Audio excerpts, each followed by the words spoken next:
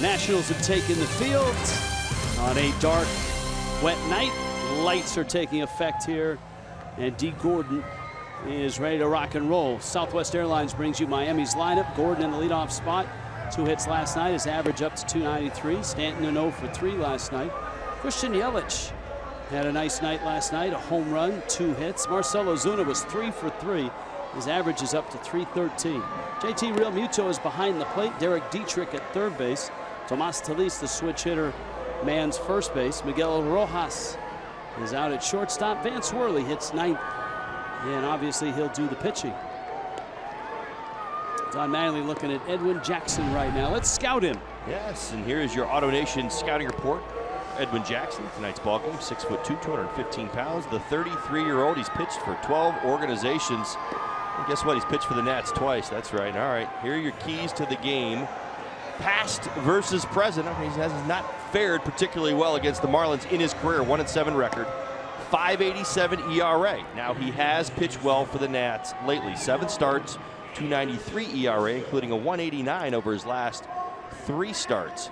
Now whip it good. You say, okay, well, what are you talking about? Whip it good. Well, for Ejax, that's it. His career whip, walks and hits per innings pitch, is 145. Here with the Nationals, the walks have been a little bit more under control. He's giving up fewer hits. It's 116. So in essence, less traffic out there. 286 on-base percentage against Jackson has really helped him, although he's got a 448 slugging percentage, and he has given up 8 home runs. 4-seam fastball, slider, curveball, and change. He throws them all. The curveball and changeup he's using a little bit more. That is his mix. As you can tell, it has started to rain again, and Edwin Jackson misses down low to D. Gordon. And the rain is getting thicker. The skies are getting darker. It had stopped for about a half an hour, and it restarted lightly. This is a little heavier stuff. And that's a strike. Greg Gibson calling balls and strikes. Sam Holbrook, DJ Rayburn, and Jim Wolf. Now that the game has started, the game is in the hands of the umpires. It was in the hands of the Washington Nationals, but now the umpires will decide when to stop it if necessary. 1-1 pitch. Gordon drives it to right field. Back goes Defoe, looking into the rain. He's there and he makes the catch. Gordon jumped all over that curveball. Interesting to see if the wind didn't help him. It certainly looks like the flags are blowing in from right field. Yeah, this is one of those nights where I don't think the ball's going to travel a whole lot. There is a breeze, as you noted, coming in, and it's a wet, sticky night. Stanton steps in the rain, sitting on number 50.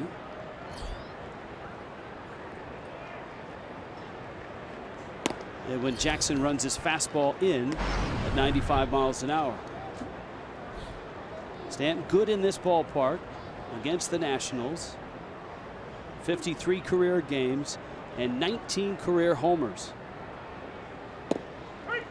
Slider in a perfect spot for Edwin Jackson. Well, that is the best secondary pitch that Edwin Jackson will feature tonight. That may not necessarily be his best slider, but he definitely throws it the most and leans on that slider. About 87 miles an hour, throws it about 30% of the time. Breaking ball, Stanton drives it left field. That is 51, way over the Marlins bullpen. And Giancarlo gives Miami a 1-0 lead. My goodness. Now, Rich, let me tell you something. We've talked about this little binge that he has been on, never doubling up against Stanton. How many times we've talked about throwing him the same pitch twice, and if you did, you were going to pay the price. Well, Edwin Jackson did just that. Slider, slider. This one's going to back up on him. And boy, oh boy, Giancarlo Stanton picked right back up. A little bit of a slow night last night, but right on time tonight. Number 51. Wow. Here's Yelich. 109 driven in. Wow. Now, the first one was actually a good slider, right? On the outside corner down. So he says, all right, I'm going to go back to it again. Try to get it on the outside part of the plate. He split the plate with that breaking ball. Yelich takes a breaking ball for a strike. You can see the rain's not letting up right now. And the infield dirt is not going to take much more moisture. It's still pretty damp.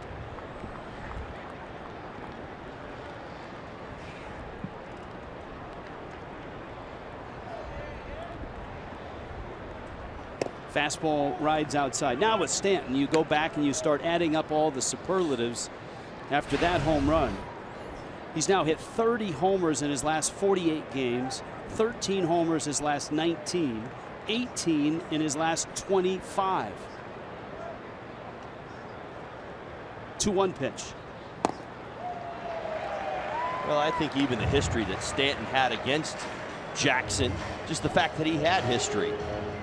When Jackson hadn't faced the Marlins this season, 4 for 13 in his career, so he had something to go off of. Good game plan. Start calling him the one swing wonder.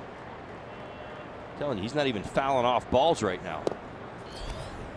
Yelich watches that one dip low. We've watched Stanton over the last few days, Rich, and I mean he's so locked in. It's that he's just taking until he gets the pitch that he wants to swing at, and he's hitting it hard every time. 440 feet. That went about 5 rows over Miami's bullpen. 3-2. And Yelich walks. So Yelich down to first. They'll bring up Marcell Ozuna. Here's the defense behind Jackson tonight. All right, here they are, Washington Nationals for you defensively. Adam Lynn's going to get the start in left field. Diaza in center field. He came in last night, had an RBI ground out. Defoe, boy, he's making his first start in right field, although he has started all across the diamond. Rendon, Turner, Murphy, Zimmerman, that's their usual infield. Weeders behind the plate for Edwin Jackson. Dusty Baker all bundled up, as is everybody here in Washington, D.C. Rich, that's the 22nd home run from Stanton this year that's gone over 425 feet. And that's another, look, he's hit 51. That's impressive. He plays in a ballpark in his home games. It's not easy to hit home runs. It's one of the biggest parks in all of baseball. 25 of them there. He's got 25 at home and 26 on the road. He rarely hits a wall scraper, one that just gets out.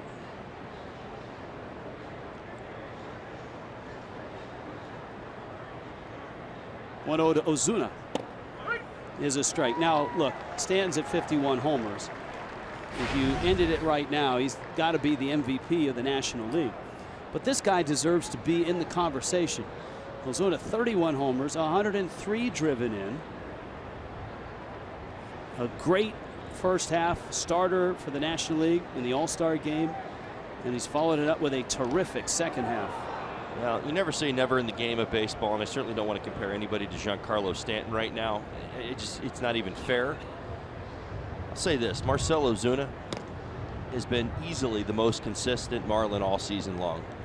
RBIs, batting average. I mean, you look at what he did April 1, and we talked about this a little bit last night, and you look to where he is right now. He has been fantastic. He's been reliable. Who showed up last night? Marcell Ozuna had a perfect night against Scherzer. 3 for 3 with a walk. 1-1. Pitch is down, and it's 2-1 to Ozuna. Well, the one thing with Edwin Jackson, since moving into the Nationals rotation, one thing that I've picked up on, obviously I've watched him over his career, he's using his fastball a little less, which is giving him a little bit more velocity on his fastball. He's using his slider, curveball, changeup combination a little bit more. You're starting to see it here in the first. That's out. He's throwing an awful lot of breaking balls to the top of the Marlins lineup. 16 pitches already for Edwin Jackson. One of those pitches, the 51st homer for Giancarlo Stanton.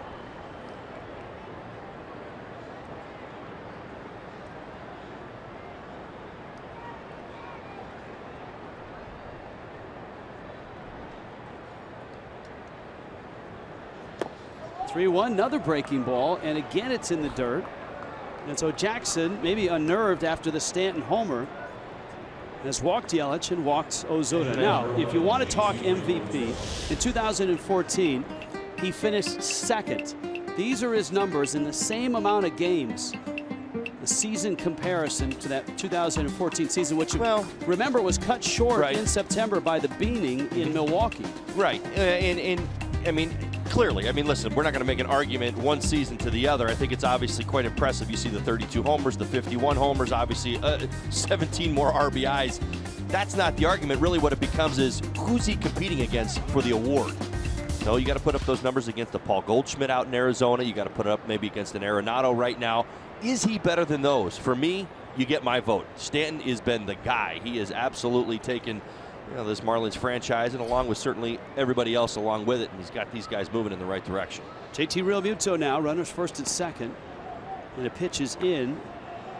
JT's hit a little bit of a caution bump. He's 0 for his last 13. As you pointed out, last road trip he had some enormous hits in Marlins wins. And that's the good thing with JT is, and I think he surprised me probably more than any hitter in the Marlins lineup all season long. There are times you're saying, oh, maybe he needs a day. Does he get a couple games out from behind home plate? Maybe a start at first base, and all of a sudden, bam, he'll give you, a 3 for 4, a homer, a couple doubles, 4 RBIs. He'll lock it right back in real quick.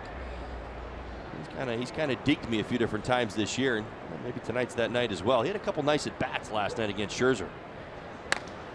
Realmuto drives it to center, hits it well. Back goes De Aza, makes the catch, and Yelich was a few steps off of second, arrived back there just as the ball was caught, so he holds up, and Ozuna has to go back to first. That ball was well hit. That's a great sign for Realmuto. I'm telling you what, Rich, the wind is knocking this down right now. There's a couple of balls that were hit well.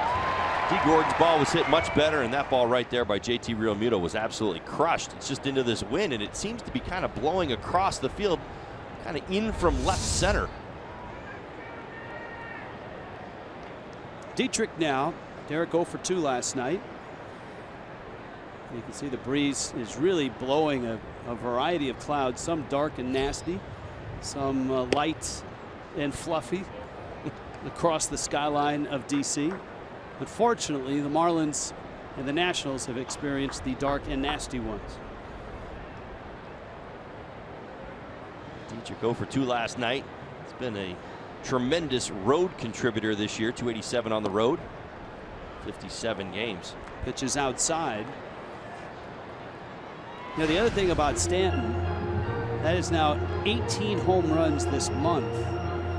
The all-time record for home runs in a month, 20, Sammy Sosa. So he's creeping up on a lot of records. Yeah. Home runs over a 2-month period, home runs over a month period. We'll give you that one right now. First player to hit 12+ home runs in back-to-back months in 15 years. Alex Rodriguez did it. 2002. Giancarlo Stanton, the first since then to do it. That's to hit 20 or more. No, 12 or more. 12 or more in back-to-back months. Wow. Okay. Right. Double digits, 12 homers in back-to-back months.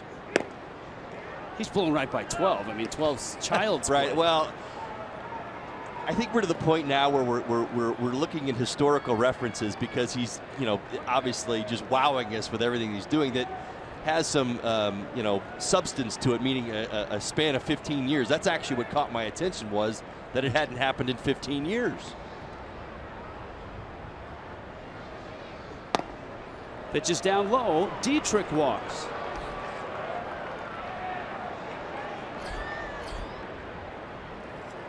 Three walks, a long Stanton homer, and now a mound visit from Mike Maddox trying to settle down Edwin Jackson. Rich, you used the word unnerved, and I completely agree. Edwin Jackson, as good as he has been, and we talked about the whip, right? The whip coming in being the key, one of the keys to his success here with the Nationals. And since coming back from AAA, his walks are down, the hits per inning, and he's always kind of given up a hit per inning throughout his career, but he's been so much better as a National.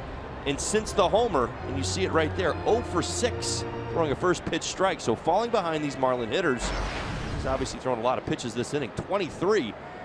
He's one big Talise hit from Marlins, really jumping out on this one. Tomas Talise. Bags loaded, and there's 2 down. And Jackson misses out. And if ever the situation called for a patient at bat, this is it. Talise, not a guy that walks a lot, though. You can see the on base and the average, not a big differential there. Well, the kicker is he doesn't strike out either, though. We got 2 walks with the Marlins, only 4 strikeouts. Jackson gets a strike. The crowd appreciates it. Marlins' best team in baseball scoring first inning runs. Well, it helps when Giancarlo's hitting second in the order now. I mean, lately, there's a lot of first inning home runs. Different ways of saying that. Yeah, he didn't get that call. Sometimes when you're wild the entire inning and you walk the bags full, you don't get that pitch.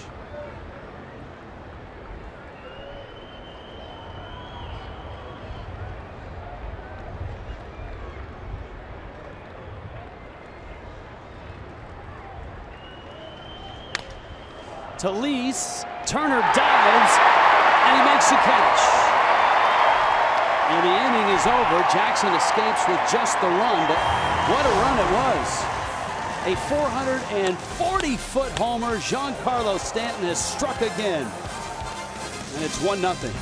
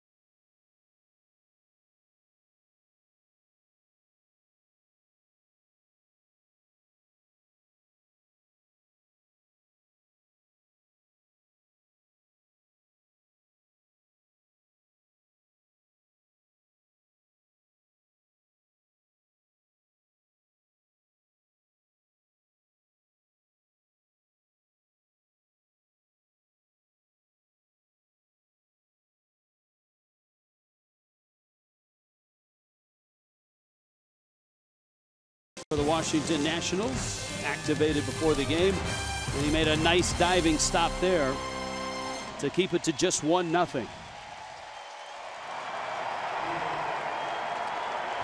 Crowd happy to welcome back Turner.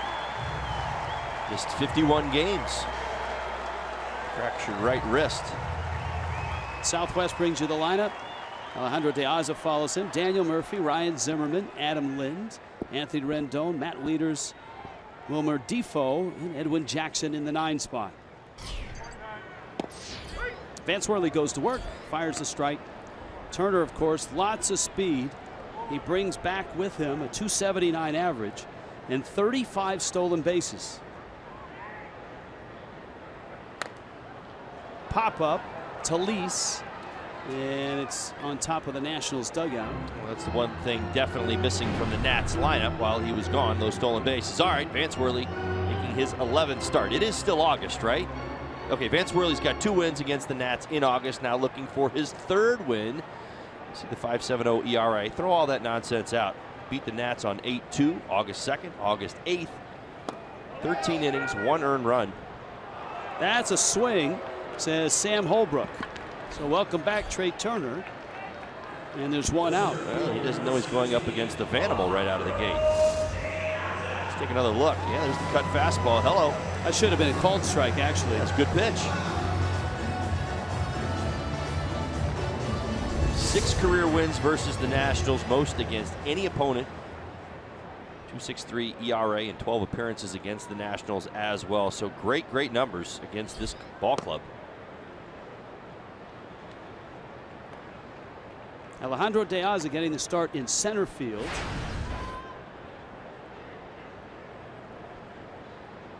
Piazza has been in the big leagues in a variety of spots. Miami for one. Liner left. Ozuna stretches those strides out and catches up to it and makes the catch. Miami's defense. And here they are. We've already met Marcell Ozuna. Yep, he gets the start in left field. Christian Yelich is in center. Big G over in right. 51 home runs. That's right. Dietrich, Rojas, Gordon, Talise over at first base. JT Realmuto does the catching for Vance Worley. And for Worley tonight, the two-seamer, four-seamer, and the cutter. 3 different fastballs, and he will mix in a knuckle curveball. Rich, you mentioned it. Yeah, it's been a little bit of a tough road his last 3 starts. 20 hits, 13 innings.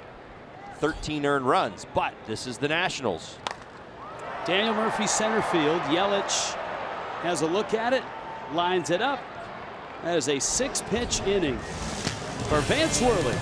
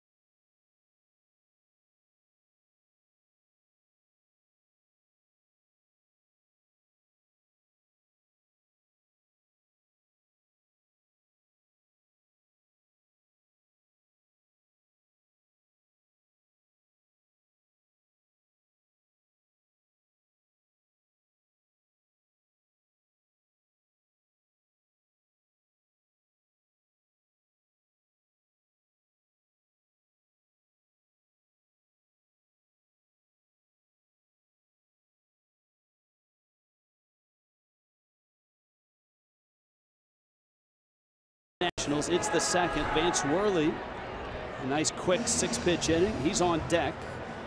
And when Jackson struggled in the first, he gave up the long homer to Giancarlo Stanton and then walked 3, but got out of it. JT Realmuto lined to deep center. Talise hit that liner, and a diving stop catch by Trey Turner ended the inning. So Rojas climbs in. He immediately chases a slider that Jackson had trouble controlling and throwing for a strike in the first inning. 0 for 3 last night with a walk.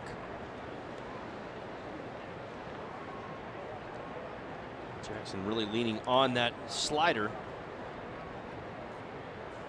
through 28 pitches.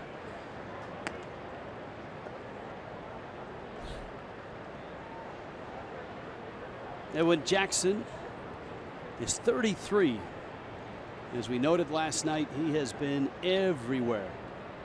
12 teams in the air to right.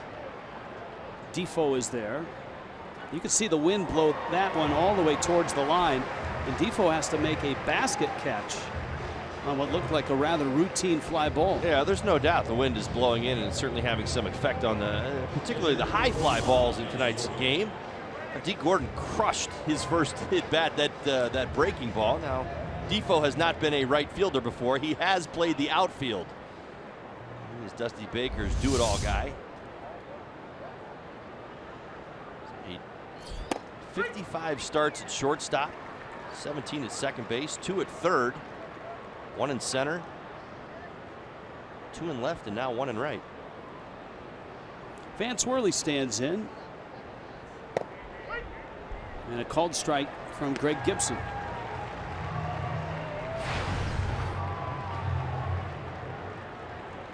Vance has done some damage with the bat, 4 hits. And he chases a slider. Edwin Jackson has his first strikeout.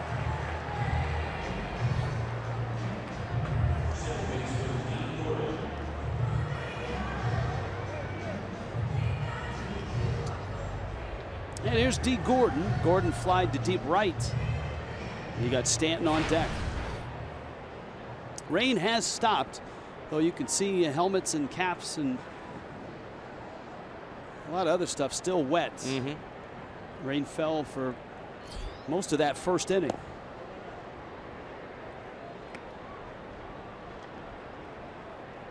And just like the post office, neither rain nor wind or sleet or snow or whatever stops Giancarlo from his appointed round around the bases. Counts 2-0. Now this is always, to me, an interesting time for a pitcher psychologically. You go 2-0 to Gordon, and all of a sudden you remember it may be the top of the lineup, but the most dangerous guy is next. Well, I say you shouldn't forget where the middle of the plate is. Gordon, and Murphy makes the play. D. Gordon bounces out. Marlins down in order in the second. It's 1-0.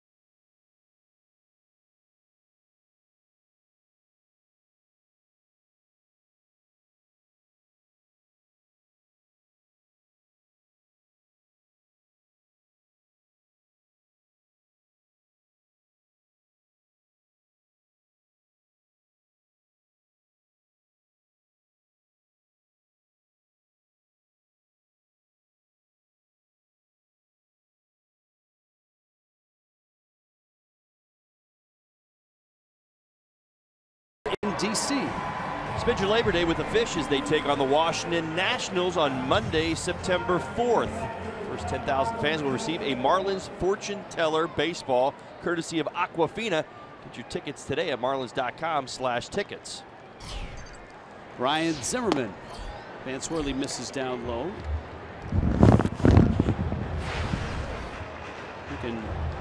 As you can hear, the wind is still an issue a bit here in the ballpark. It seems a little windier now than it was all day with the rain. Zimmerman lifts that one into the seats. A foul ball. We have emails and tweets to get to. We stopped the stream of digital content when Stanton hit one 440 feet. So best tools is the hashtag. Baseball America's best tool issue is out. We talked about it before the ball game. A lot of the player rankings.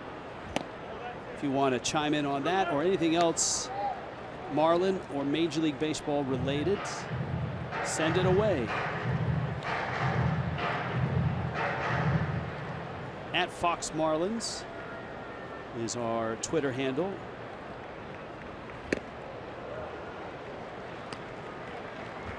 FoxMarlins@gmail.com is our email address. 3-1 the count. Zimmerman 1 for 4 last night and a run. Drove in a run. Also had a walk. 33 career home runs versus the Marlins. That's a foul tip. And the count is 3-2. Good cut fastball. Vance Worley. Zimmerman in a bit of a slump. He's now 3 for his last 28.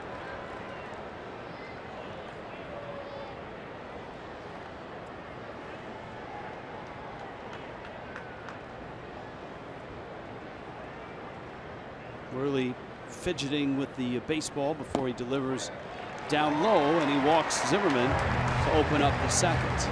Now, Giancarlo Stanton's homer, his 18th in the month of August. The all-time record for any month is 20. We told you that, Sammy Sosa. But the record for home runs in the month of August, Stanton now shares it, and that starts us down this path of our first email tonight. It's from Jim, and Jim actually asked, what's your favorite Rudy York story? Well, let's get to know Rudy York. We actually had this prepared before we got the email. 1/8 Cherokee. That's number 1.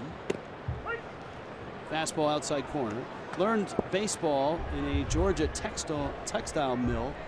Played on a company team. That's number 2. Nearly died in a hotel fire started by his own cigarette. That's number 3. And it was 1937 in August that he hit 18 home runs. He broke Babe Ruth's record for homers in a month. 7 times an All-Star. 43 led the American League in homers. 45 won the World Series. So there you go. There's a variety of Rudy York stories. Yeah. And those were all true, too. Up the middle, Gordon backhand, shovels, Rojas turns, and a double play. Nicely done. Worley, who had 16 ground ball outs in a win earlier this year, gets 2 of them on 1 pitch. Well, that's what he likes to do. D. Gordon smothers that one. Get to the backhand while he's on both knees. Quick flip to Rojas, who's got plenty of time across to Talis. That's how you wipe out a leadoff walk.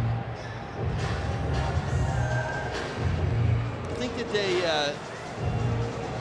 they hired whoever taught him how to play baseball at the textile mill. Yeah, I would think so. I don't know. That's the part of the story that caught my attention. Well, I'm glad. Of course, you know, cigarette smoking and starting fires is a no-no. But I mean, I'm sitting there thinking, well, who in the world was teaching him how to play baseball? If in fact he learned at I believe, a textile mill, and how is he not scouting or involved in baseball, even in the 30s? We have a crack staff. We'll have them dig deeper for that. But Stanton and Rudy York at 18 apiece home runs in the month of August. That's the major league record. And of course, Stanton still has a few days left in August. 2 more games tomorrow, 4 o'clock, and then the Thursday game against the Phillies falls on the 31st.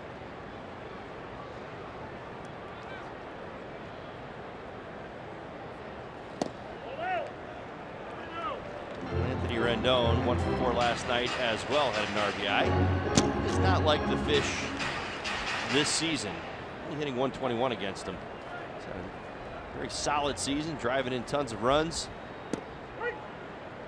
Fish have had his number, though. Maybe not to Ozuna's extent, but Rendon is a relatively underappreciated player nationally. And look where he hits in this lineup. It's part of it. Yeah, that's a strike. Harper gets more attention. Zimmerman gets more attention. And that's a strike. Plenty of the plate right at the knee.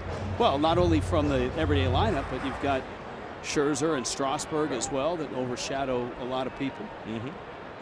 Boy, Worley, it looks like he's just locked in right now. 3-2 coming to Rendon. And that one is low. 2 walks now. 1 strikeout. And here's Matt Wieters.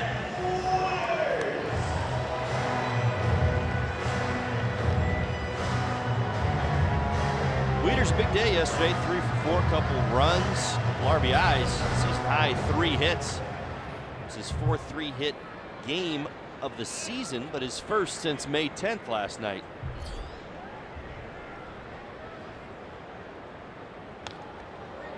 Went foul back to the screen.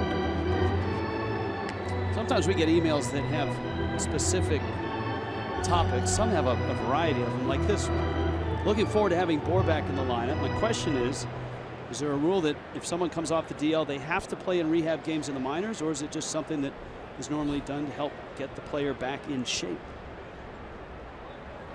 0-1 pitch, rolls out towards Gordon. Has it, fires to first in time. Answer when we get back. Giancarlo Stanton, second AB. First one, 440 feet later, he's at 51.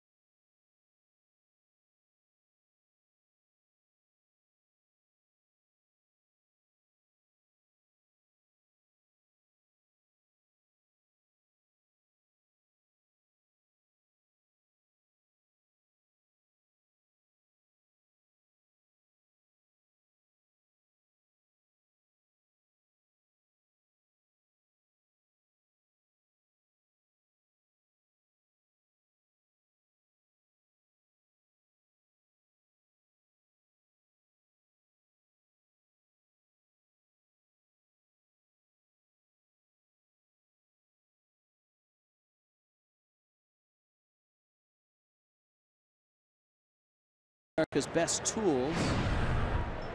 This is a pretty easy one. In the National League, Giancarlo Stanton, best power. And he showed it off with home run number 51, 440 feet. Second at bat, it was a slider that he hit in the first from Edwin Jackson. Let's see how Jackson approaches. Fastball strike.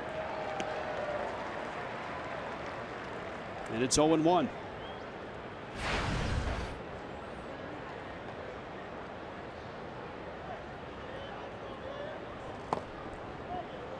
Went a dive bomber in at his legs. And when Jackson started the year in Baltimore, didn't pitch great there, but boys, he picked it up here in Washington. Stan fouls that pitch back. 27 home runs on Giancarlo's bat, with an exit velocity of 110 miles an hour or more. 27. Like cannon shots going off.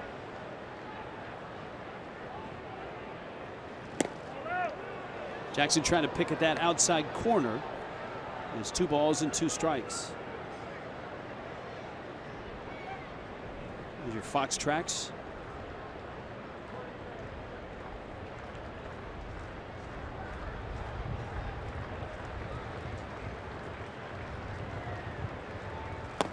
And he chases a slider.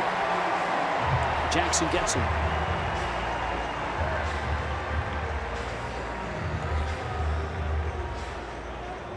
Well, Jackson sent a message the pitch before. I'm going to get you out. I'm going to get you out with my slider tonight. Goes back to it once again. A pretty good one off the outside corner. You see Stanton shaking his head. Yeah, in agreement. That was a good one. Let's check in with Jessica Blaylock. Jess? Hey, Rich, like you mentioned, it is a Twitter and email Tuesday. Tonight we're using that hashtag #BestTools. We're trying to drive the conversation with questions like who has the best power in Major League Baseball? Who's the most exciting player in Major League Baseball? Everyone is responding with one name. That would be Giancarlo Stanton. No surprise there. If you have any other suggestions, go ahead and tweet them to @FoxMarlins or send those emails to foxmarlins@gmail.com, and be sure to use that hashtag #BestTools. Guys. All right, thank you. 1-1 to Yelich. Took a breaking ball at the knees, and he smokes one into center field. That's a hit. Yelich had 2 hits last night. He has been red hot. His last 10 games now, his average is close to 400. Yeah. 3 homers, 3 doubles, 10 runs, 9 RBIs, and another line drive base hit to center field off a great game last night. 41 multi-hit games on the season. Yeah, Yelly is, we've kind of been talking about this. He's kind of been lurking and hovering and, you know, watching his corner outfielders maybe get a little bit more of the attention, but a huge September, a big September, put him in position for a lot of career highs. Ozuna walked back in the first. Jackson, after giving up the Stanton homer, walked 3 in the inning, but did not give up another run. And Ozuna's pop is going to find the glove of Defoe eventually. And there's 2 outs. All right, let's finish the email. So this person wants to know rehab games in the minors. Do you have to do it by rule? No, but to give the player an opportunity to play at a good level when he gets to the big leagues, yeah, it's nice to get him a chance to ramp up in terms of speed of game and all of that. Oh, in fact, you can say no as a player. You don't have to agree to it. The organization asks you if you need it or if you want to do it based on time. Obviously, most players, this is not a standoff, meaning I've seen it become one before, but it doesn't have to be. So, yes, try to benefit from any kind of timing that you can get. Liken it to when you hear the players talk at the very beginning of spring training when they first start facing the pitchers. When you've missed 30 games, those are never fun at bat. So you try to get something that gets as close to big league baseball as you can get. This email has a few more sentences, though. Watch you guys every day. Love Todd's voice. By the way, the people typing closed captioning are not very good at it. The whole game they typed Fred Sigler for Brad Ziegler. Well, and these things happen every day. So we'll pass that along. But let me note that typing closed captioning is not an easy job. Well, I've been known to call Brad Fred every now and again. No, you haven't. That's true. The viewer likes your voice, so quit while you're ahead. Oh, well, I was trying to back him up right there. That's actually a pretty good nickname for Ziegler, although I did like Unicorn. Well, we had, you know, like the random one, like somebody who's named like Brad Ziegler, and you go around calling him Fred. Hey, Fred. We had an email the other night, and it wasn't email night. It was during Players Weekend, and the fan said, hey, why don't we have a weekend where the fans pick the player's nickname? Oh, I'd love that. And then the players have to wear those nicknames for the weekend. And when we've had a few emails tonight suggesting nicknames. If Real Muto hits a 3-run home or a 2-run homer here, then we're in. But with 2 outs, you don't want to start the list. Right.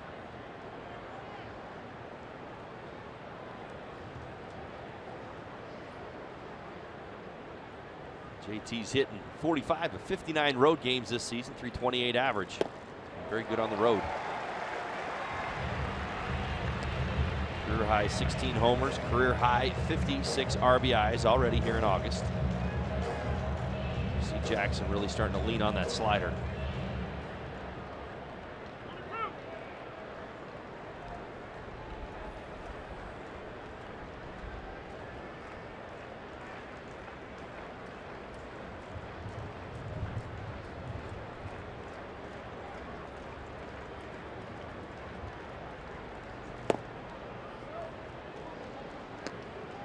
Two balls, 2 strikes.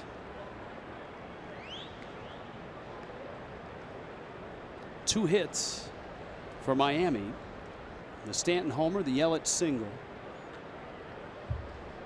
He just walked in on this ball game. A 440-foot homer in the first by Giancarlo.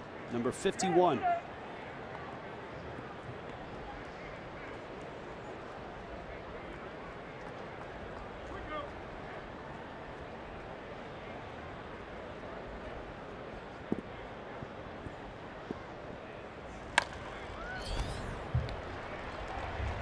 Turner to Murphy.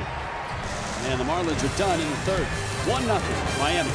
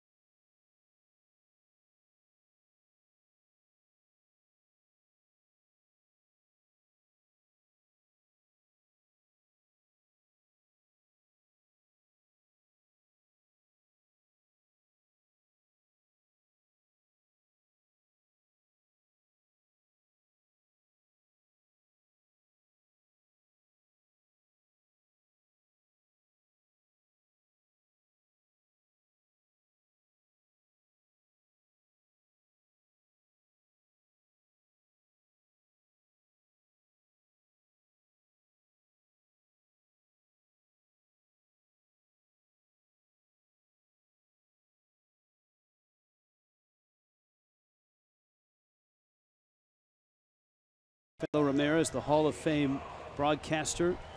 The Marlins in the city have named Philip Ramirez Drive right on Marlins Park.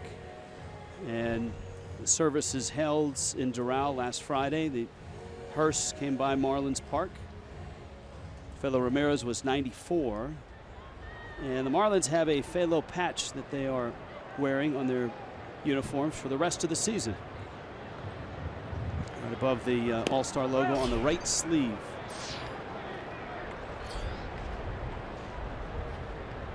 Vance Worley, bottom three.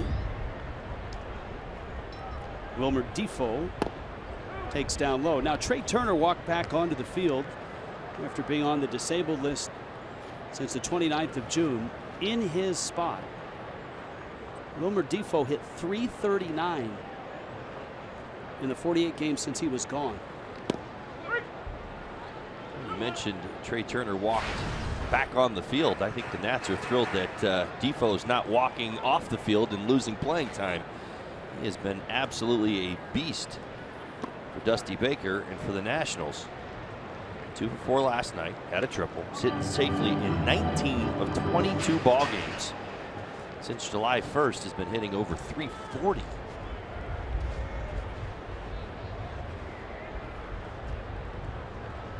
This National. It's a strike. Defoe didn't like it. Nationals seem to be making an adjustment, trying to lay off low pitches. That pitch wasn't low, but it was in. The two-seam action did start to come back a little bit. Sometimes you anticipate how far that ball comes back. Didn't quite get there. It's Worley, and the Marlins will take it. Defoe, and that's a fair ball. Into the corner it goes. Stanton after it. Defoe's thinking through. He holds at second. Good job by Stanton to get it out of the corner quickly. Well, he certainly had to. That ball checked up. Hightail it all the way into the corner. Defoe, very good speed on the bases, would have been standing on third base. That pitch did not get in as far. He rips it into the corner. See Stanton long striding it all the way over. That ball checked up right there in front of 335. Defoe was thinking third out of the gates. Watch this. He's going to pick up his third base coach, and yeah, that's how you do it. It's a pretty good base running right there. Heading to third until you're stopped by your third base coach. Let's see if Jackson bunts here. Dietrich and Talese have shortened up on the corners. Defoe can scoot. He's at second. There's the square and a fastball up and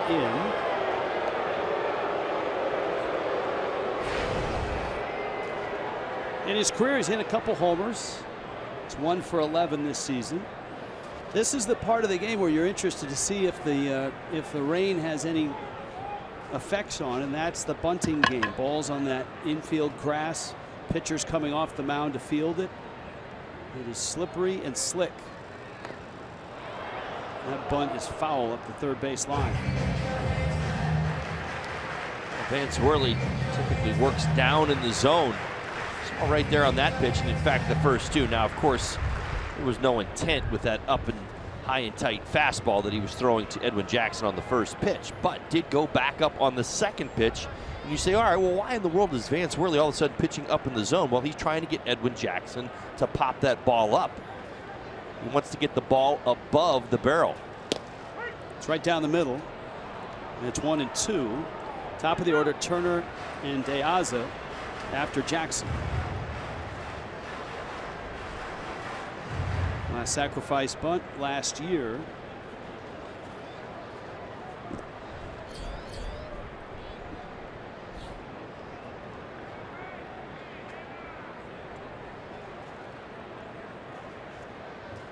Pulls it back, lines it into center field. That's a hit. Yelich has it. Defoe to third, and he'll hold there. Ball knocked down by Talese. Boy, what is it about pitchers against the Marlins when they shorten a bunt and then pull back? Scherzer homers. Well, the bottom line is that this two-strike pitch is going to catch way too much of the plate.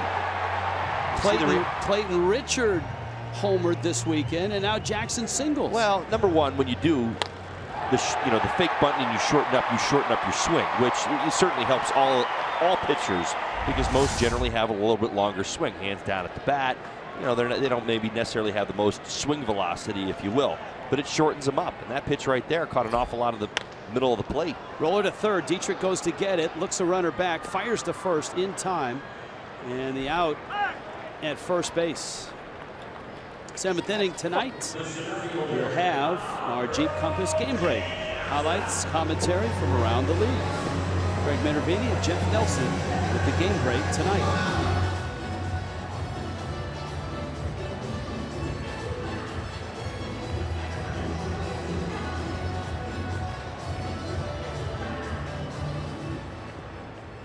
That's a pretty interesting read right there. It's actually a great play by Dietrich. And here's why. Now, last night, top of the Nats lineup was a little bit different. Maybe if Howie Kendrick was playing tonight, who's been ripping the baseball, you'd have tried to turn two right there. If you notice, you get the lead runner out at first base, you let Edwin Jackson make it over to second while checking the runner at third. You're going up against Alejandro De Aza, who's in the 2-hole tonight, who's hitting 107 on the season, who is 3 for 13 on the homestand and is a relatively new Nat. De Aza flied to left.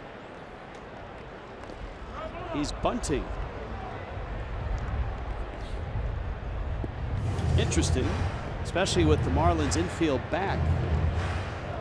And with one out, a ground ball past the mound would produce at least a run if it stayed on the infield.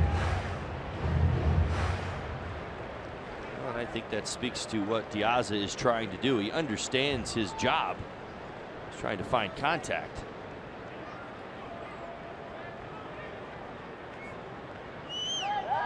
Pickoff play, got him.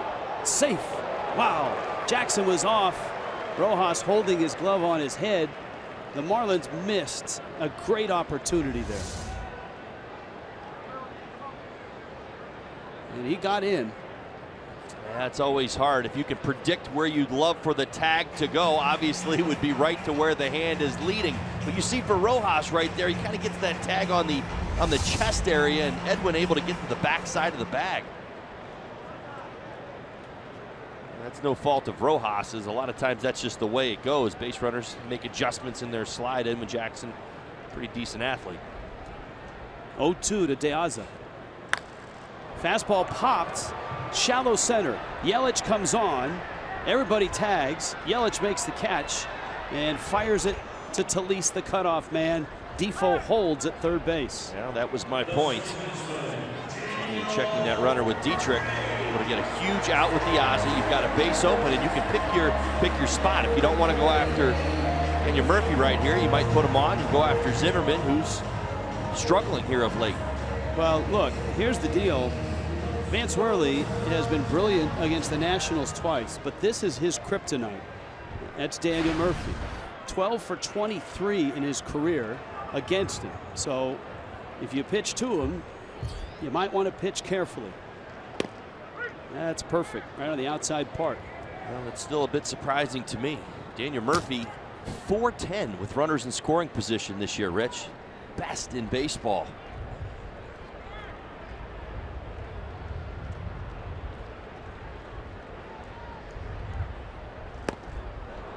Murphy trying to yank one. And it's 0-2. It's really one pitch away getting out of this.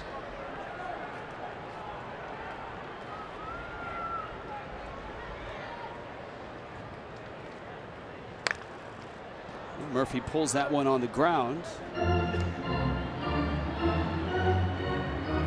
Rain has stopped. And it's supposed to be clear tomorrow.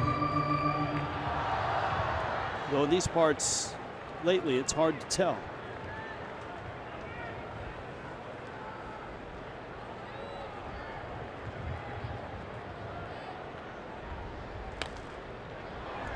This is the dangerous part about Daniel Murphy. He's got 2 strikes. He's 0-2, and you think you got him, and he'll fight off pitch after pitch till he gets one he likes. I don't trust Daniel Murphy until he's making a right turn. That's a bit. That's all I'm going to give you at first base. This guy is too good a hitter. Wow, he has certainly earned the respect that he gets. Up the middle, into center. It will score 2, and Murphy bites the Marlins and Vance Worley again. And that's the gamble when you pitch to him. See how he keeps his weight on his backside even with 2 strikes. He gets beat just a little bit, but finds a hole up the middle. These wet conditions, that's going to score 2 easily as the Nats take the lead. Time and time again, 410 means something. We're not talking small sample size here. We're talking 41 for 100. That's with runners in scoring position now, 42 for 101. Marlins just appealed third base. And the thinking there is that Jackson missed third. Now the Marlins are going to do it again. They got to wait till Zimmerman's in the box. Worley steps off. And there's the appeal. And the third base umpire, Jim Wolf, says he did not miss it. It is a reviewable play, but it's hard, even with all the cameras, it's hard sometimes to find video evidence of a player missing a base, especially in that spot. Yeah, you're not going to get a locked-on look at third base. You're going to get it as a partial view from another camera angle. So 2-1 Nationals, Zimmerman at the plate. He walked back in the second.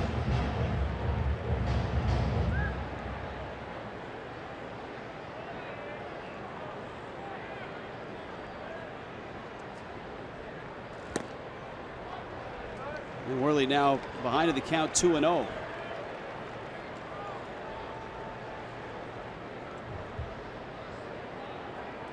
Some big moments in this inning. Edwin Jackson's single, that pickoff throw at second. Jackson narrowly got back in. And of course the single by Murphy. Zimmerman lines it to left, but Ozuna is there and he makes the catch. The Nationals strike for 2. Yeah, we'll dive into the emails when we get back. It's 2-1.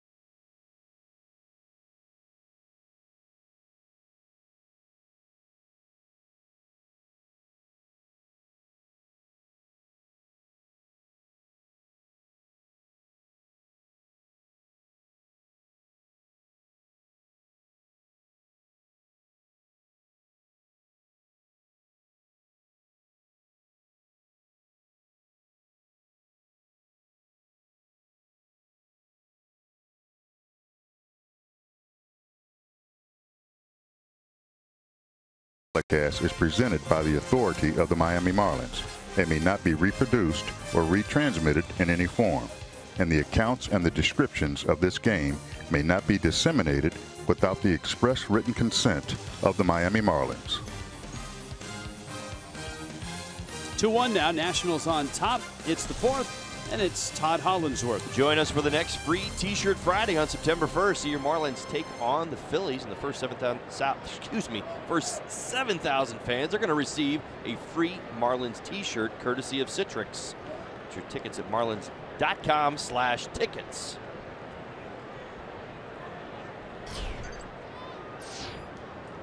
Derek Dietrich in the box. Edwin Jackson delivers.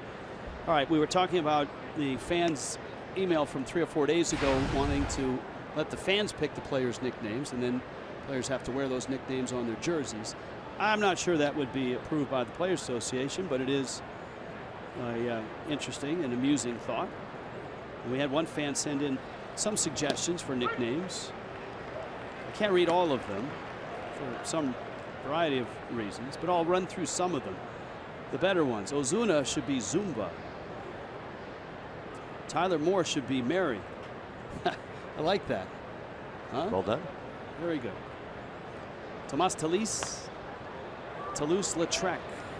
Prado should be Prada. Conley should be Irish. Ellington the Duke. Bearclaw Claw. Despagne should be Champagne. I think that would be if Christopher Walken was doing the play-by-play. Champagne. Dietrich, a little bouncer out towards second. Murphy on its way to first to get it. Straley should be O'Shillelagh. Avila's Bob Vila and Orania Planet. That's just one fan's nicknames for fans weekend, apparently.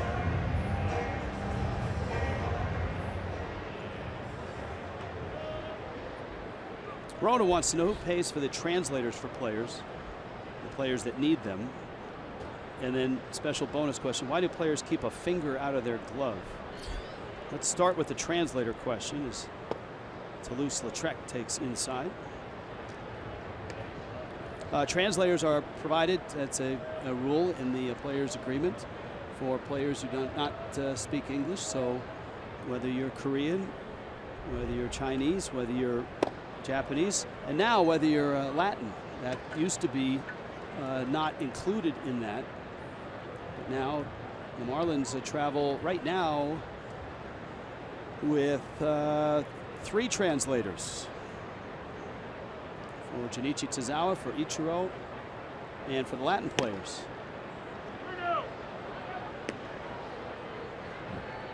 John Eric Alvarez is the translator for the Latin players. Now, fingers out of the glove. I'll let you go with that one. Why? Yep. I don't have an answer other than it's really cool. Oh, you don't? All right, I'll give you an answer as a former middle infielder. Is there something to it? I mean, when I was a kid, saw all the big leaguers do it, so I was like, I've arrived when my finger finally fit over the top of the leather and I could put it on the outside. It does a couple things. It gets you a little better glove control because it gets that back finger. It allows you to dip it back. And as well, it protects that finger and that side of the hand from the constant pounding. Gives you another layer on the constant pounding in the pocket. You see infielders do it a little bit more then. Does that make sense? Is that fair? I know outfielders do it too, but yes, I think you probably do see more infielders do it than outfielders. Well, I'll give you one. So it's just playing along with the conversation. So outfielders, we all. There you go. He was an infielder last night. I'll bet he had his finger out. Maybe, right. I wasn't paying that close attention, but certainly is common. But for outfielders, I'll give you another one, Rich. So we outfielders love to take their last 2 fingers together and put it in the last hole of your glove. What does it do? It pushes your fingers farther down and it takes the number 1 finger and actually makes it part of the pocket. So you get a bigger pocket. That's what outfielders are looking for. They want their gloves to kind of act like, what do you call that highlight? I don't know. The cesta. Thank you. Right. I would never even come close to that. point is this. That's kind of what you're trying to create as an outfielder. You want more pockets so that you can run into walls, you can go over walls, and if the ball goes in, and you see it right there. Diaz is doing it. In fact, he's got his last, I can already tell he's got his last 2 fingers in the last finger on his glove. And then you move your fingers down, and you can take the index finger part, and it actually becomes part of the pocket.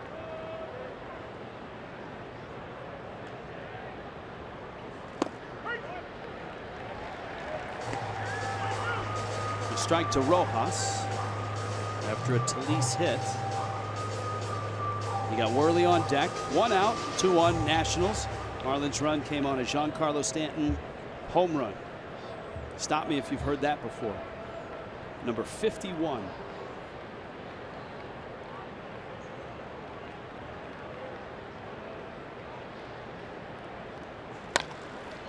That's a foul ball. Garrett from Jupiter playing along with the Baseball America. Out of the 5 tools, here's how he ranks the Marlins. Fielding, he's going with Gordon in fielding. Arm strength, he's got Ozuna. Speed, he's got Gordon. Average, Ozuna. Power, Stanton. Garrett wants to know, what are your thoughts? I agree with all of those. Really? Yes, I do.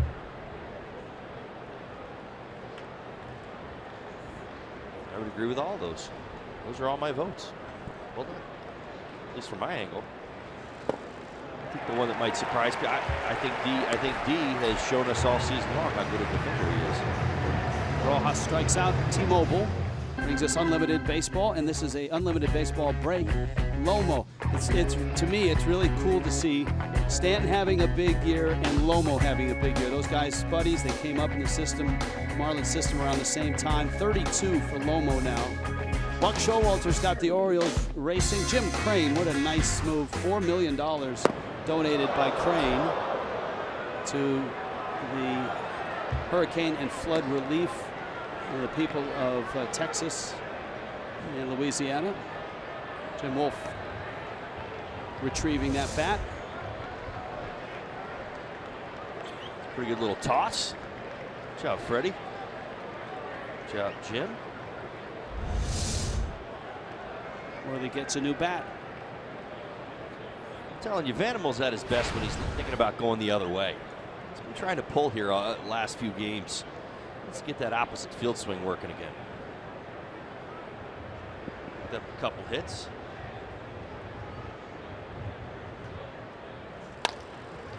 Worley bounces it toward short. Turner sweeps it to second. Murphy's waiting, and the Marlins are done in the 4th. 2-1, Nationals on top.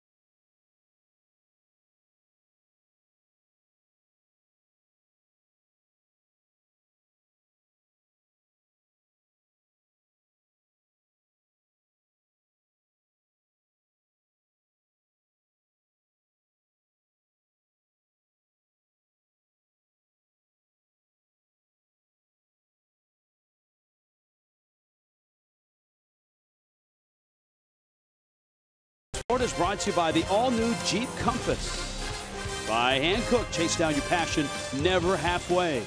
And by your South Florida Chevy dealers. Washington, D.C. Plenty to see here in this city. What a great place. Twitter Tuesday at Fox Marlins, foxmarlins@gmail.com. Coors Banquet's timeless moment flashback. Bryce Harper, 2012. First career 2-homer game. That's the tall fence. That's when the ballpark opens. 8-4 win over the Marlins. He's the face of this franchise now. And on a wet night like tonight, he slipped on first base. This was against the Giants. This is a scary moment. Harper, a bone bruise. They thought that he'd have to have surgery. They thought the knee was severely damaged, but as it turned out, luckily, just a bone bruise. The grounds crew tonight's been changing the bases a lot. It's not raining right now, but it was raining in the first couple of innings. And the Nationals haven't had a lot of luck with wet grounds here. Remember, Wilson Ramos, a couple years back, hurt his knee on a wet surface. It's been that kind of year as far as the weather for the Nationals. They've played a boatload of doubleheaders, late start times. The original on this one was supposed to be about 9 o'clock. They were able to move it up. Adam Lynn shoots that opposite field. To the wall it goes, and Lynn's has had some big hits at the Marlins' expense this year. Doubles to left. And it brings up Anthony Rendon. I think for Lynn, he's an example of what Dusty Baker's been blessed with this year. Is a very talented bench, guys who can fill in and continue to produce, and Lynn has done that. 290 hitter as a starter this year for the Nationals. He doesn't play every day. This is his 50th start this season. Big at bats, big home runs. In fact, his home run on Friday gave the Nationals 7 players with double-digit homers. He's always been able to do that wherever he's gone. Well, and this is a Nats team. We're talking about players coming back, and Jason Worth and Trey Turner and all this. This offense has been ridiculous all season long. They lead the National League in slugging percentage, runs, OPS, extra base hits, and it's not like they've been marching out the same 8 guys all season long. Vance Worley gave up 2 runs in the third on Daniel Murphy's ground ball single to center.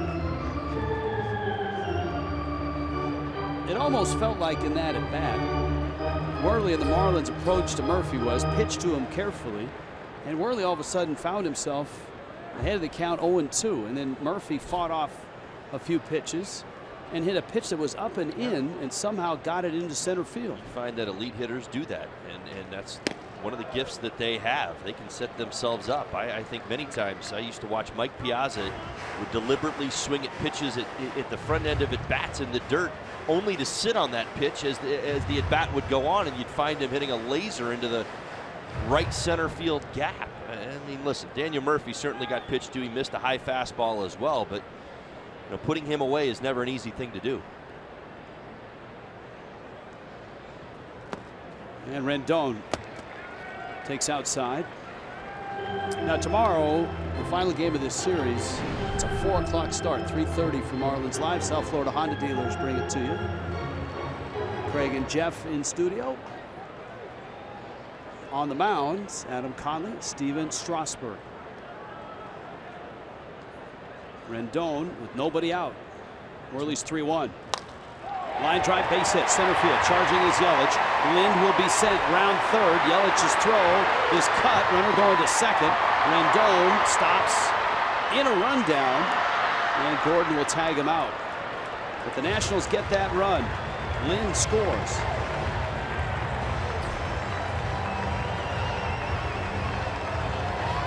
And it's 3-1. Another one of the RBI machines in the box, and Anthony Rendon, 357 with runners in scoring position on the season. Line drive, base hit to center field.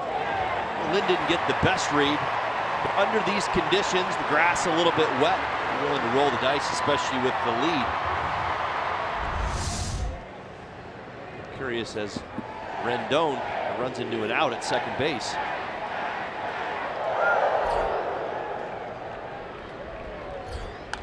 Wieters fouls one off. Emails and tweets. Steve wants to know, can you show the president's race tonight? And Steve, the president's race, we did capture it on videotape. It runs between innings while we're away. But it was pretty lame, so the crack staff has said not tonight, maybe tomorrow. Ozuna charging in, and it falls between Rojas and Ozuna. That's going to be a hit for Wieters.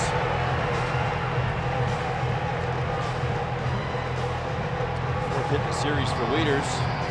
It's a favorable destination for this little pop fly to left. He's fooled out on his front foot. See the wind playing havoc in the outfield. Ozuna convinced he had really no shot at catching this. Rojas was able to get to the outside of that ball and it gets itself down. Now watching that shot reminds me of an email that just crossed my timeline here. There's a strike. It's from Jeff. Is there any way your talented production crew can put together a montage of pitcher reactions to the Stanton home runs? Some of them are pretty funny. Not to the pitchers, but yeah, I was sitting there.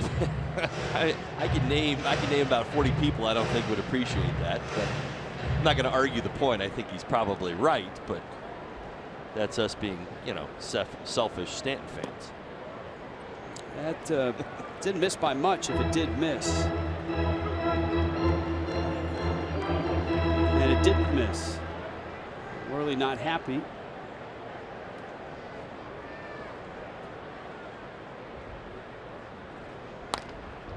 Roller to first, out there. Talise to second, and out there. Tagged by Rojas.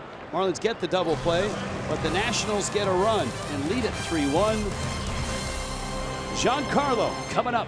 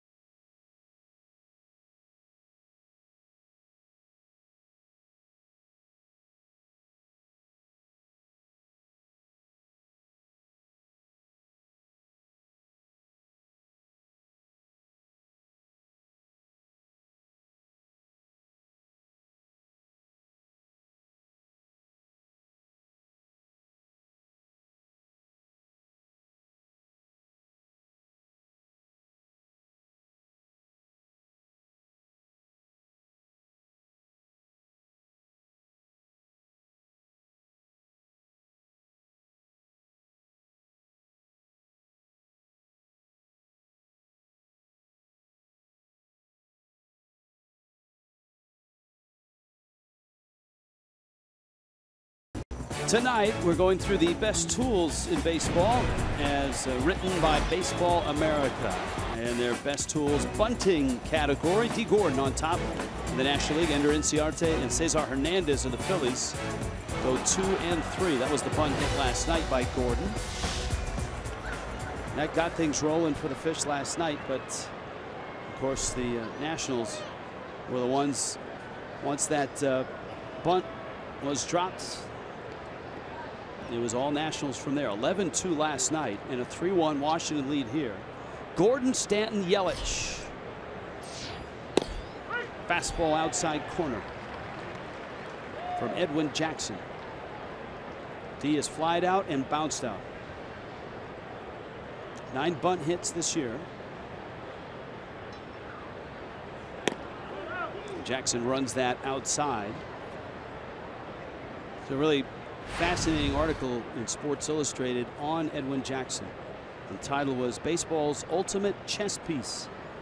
He's been acquired many times by teams during stretch drives mid-season. He's had a fascinating career, a long career. He is one shy of the major league record for number of teams played for. That one's into center field, and Gordon singles to center. And here comes Stanton. The only run for Miami tonight was a 440-foot run in the rain.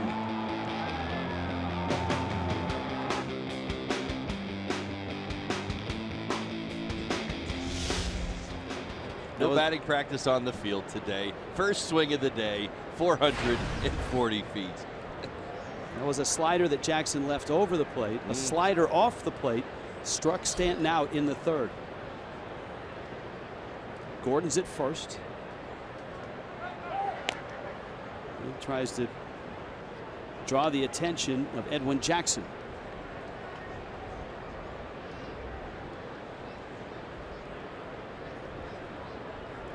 So stands at 51. It's his first career homer against Jackson. But he's 5 for 11. Fastball misses in. Always been comfortable in this ballpark ever since he stepped into the big leagues. 20 homers now, and this is career game number 53. Yeah, 40 RBIs. Let's see. Here at Nats Park. I'll tell you right now, he's had ownership over the inner third of the plate lately. Gordon runs, pitch is out, and D's got the bag easily. Now let's see what the Nationals do with Stanton here. Well, this has been the fun part of this dynamic of D. Gordon getting on. Great jump right there. Slides in. All right. The Nationals and Edwin Jackson don't want to go after Giancarlo Stanton. Got a hot Christian Yelich and Marcell Ozuna to contend with. Gordon up to 47 bags now, and of course Trey Turner is back in the stolen base race as he's come off the DL tonight and is out at shortstop for the Nationals. 3 infielders on the third base side for Stanton. Zimmerman off the bag at first. Bounces in the dirt, bounces up to the screen. Gordon races around third and holds there. So this is a good slice of what speed and power can do to a pitcher. Well, the speed at second base. Tell you what, Wieters, a little lackadaisical right there on that. That was definitely outside. I'm not so sure that that should have ended up at the backstop.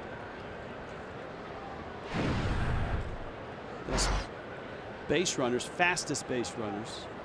Gordon, according to Baseball America, behind Billy Hamilton, and there's Trey Turner. Now let's see if Jackson throws this pitch anywhere near the plate. 3-0 to Stanton. Gordon's at third. He does. Stanton drives it left field deep. Back goes De Aza at the track. He squares up and makes the catch. Gordon tags and races home, and Giancarlo just missed that. It's a sacrifice fly. It's now a 1-run game. Do you know how slight the space is on the bat where he missed that? Right. Well, they went after him 94 miles an hour. I'm not sure that was supposed to end up where it did. See where Wieters is set up. That drifted back over the plate, much like the breaking ball a little bit earlier. Different day, might have gotten out.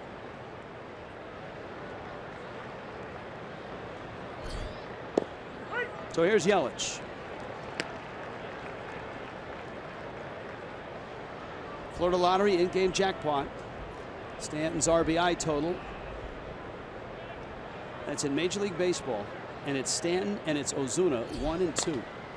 Yelich shoots that to left. Lind back and now in and makes the catch. And again, it underscores not only Stanton's production, but what Ozuna has done behind him.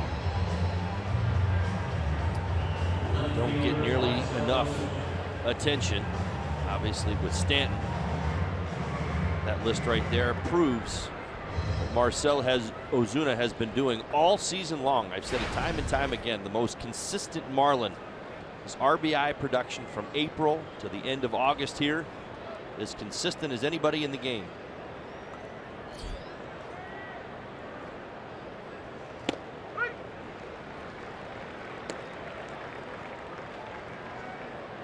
Jackson flips up a breaking ball for a strike. 110 RBIs for Stanton on the season now. D. Gordon just tied his career high of 92 runs scored. So well on his way to 100. There's things moving.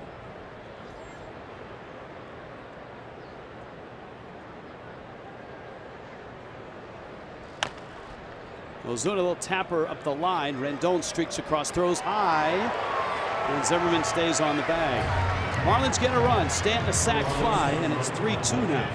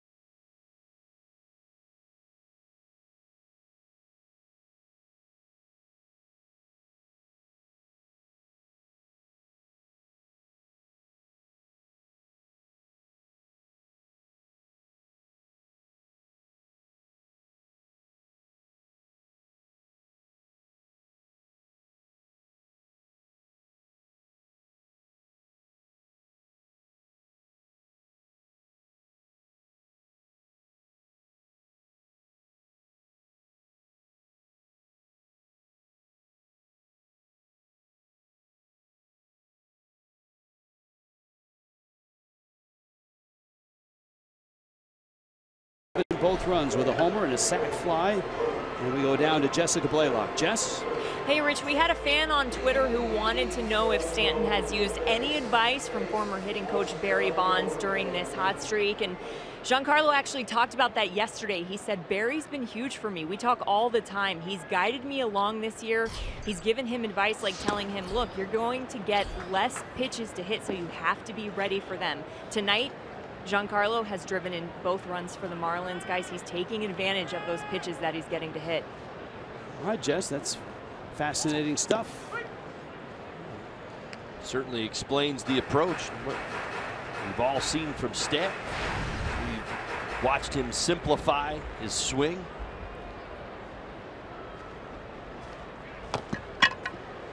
Edwin Jackson up there gets a piece of a whirly breaking ball. Counts 1-2. We've had a variety of questions about call-ups, September call-ups. And not only will the Jim wants to know on Twitter, will the Marlins call anyone up for the Myers at 9 on September 1st? There's a strikeout from Worley. And in particular, Cronin wants to know, do you think we'll see Dylan Peters or Brian Anderson being called up this September? And I think, yeah, both those players, I think, are very likely to be here. Peters in particular should help the Marlins. If you don't know about him, he's a 25-year-old lefty out of the University of Texas. Fractured his thumb on a comebacker near the start of the minor league season. But once he's healthy, he's been outstanding. Jacksonville 6-2 with a 1.97 ERA. and a whip of 0.96. And in 48 career minor league starts, his ERA is 2.40. So I wouldn't be surprised to see him in a few days, and I wouldn't be surprised to see him in the starting rotation. Well, comes to zeros and pitchers, those are usually good combinations. What was the whip? 0.96? 0.96. Turner sneaks that one down the left field line. He could run on his way to second, and he's there with a double. So Trey Turner's first hit of the night, his first night back since that injury in late June. Nationals have gotten their players back off the disabled list over the first 2 ball games. Trey Turner now contributing. 51 games without him. You see him turn that corner around first base. You realize what he possesses, that the dynamic he has that the Nats love. Speed, instinct on the bases. Not to mention he's a heck of a defender at short. Here's De Aza. You got to make sure Turner stays tight to second. Muto digs it out. We also had a variety of emails and tweets. When the rain was falling in the second inning, Stanton had homered, and the question was, hey, if rain stops the game, does Stanton's homer count? Well, now that we're in the bottom of the 5th inning and the Nationals are up by 1, this is an official game. Once you get to this point, if the game is stopped, it will be resumed from that point on, and all statistics count. Had it been stopped, say in the 3rd, and then canceled, it would have been replayed in its entirety, and Stanton would have lost the home run. Oh yeah, I've got one of those. You do? Yes, at the big league level, yeah. I don't know. I think there's a website out there. They're called like the lost homers, the ones that have been hit then washed away in a game. Into the bat. That's going to be a tough play. Dietrich fires to first and throws it wildly. Turner will walk home. And De Aza arrives at second base. Remember, we talked about the wet grass and the rain. Not sure if it factored in here. We'll take a look. Well, that's tough to read, but you certainly see most of the defenders tonight have been proceeding with caution when it comes to balls that have been on the grass for an extended period of time. Dietrich has no choice on this one other than to come in barehanded and get rid of it as quick as he can. You see the throw to the left of Talise.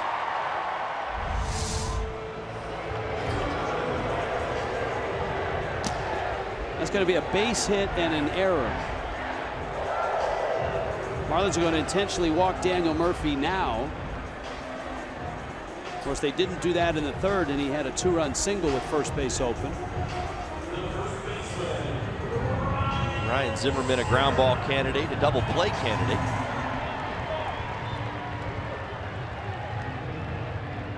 Juan Nieves on his way out.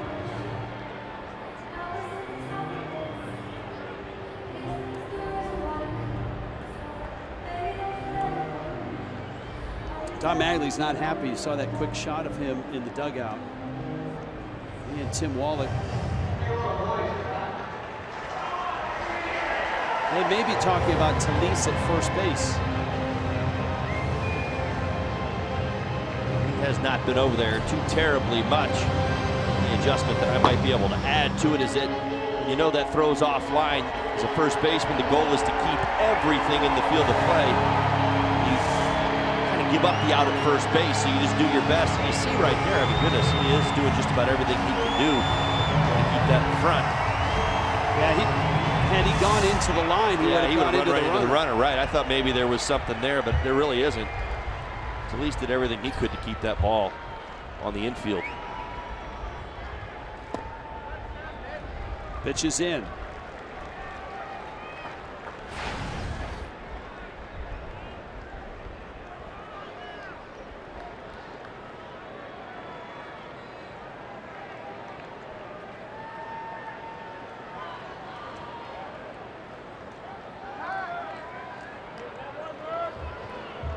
De Aza back in. Zimmerman is lined out and walked. Chelsea wants to know, where can I get the phthalo patch? I don't know that they're available, but I'll ask.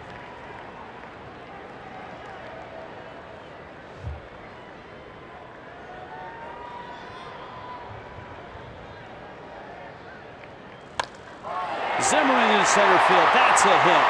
Diaz will score. Murphy to third. And the Nationals open it back up. 5-2.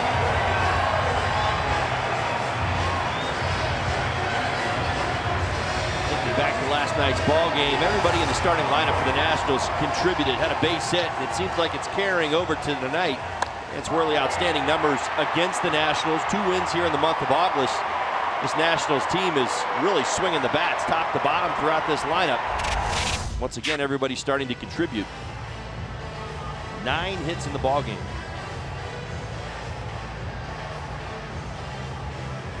And Don Mattingly is on his way out to the mound. Bottom of the 5th, end of the line for Vance Worley. Marlon Garcia is going to come out of the bullpen. And on a chilly and wet night in D.C., this is a Florida lottery call to the pen.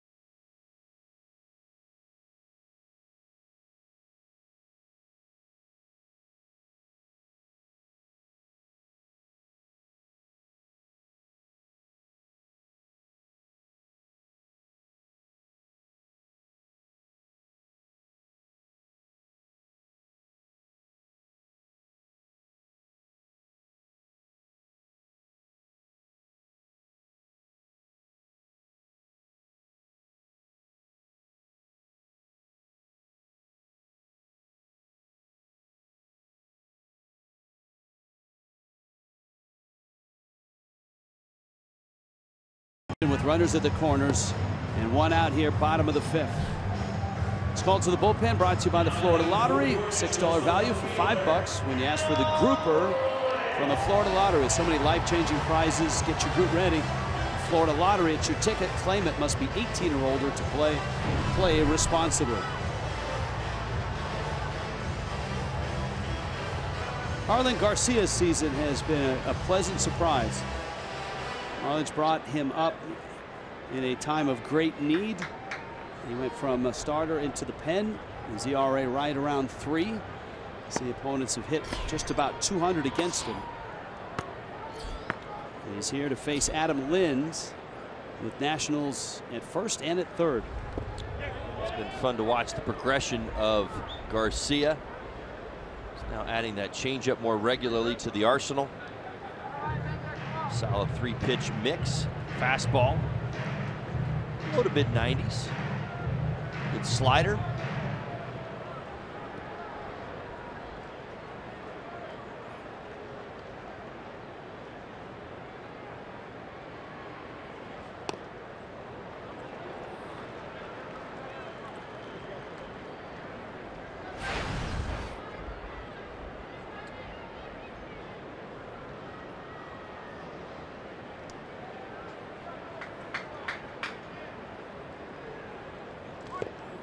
Nice job by Real Muto to smother it and pick up the baseball. Email from Biff. I don't know if this is Back to the Future like, but this is actually Back to Your Past.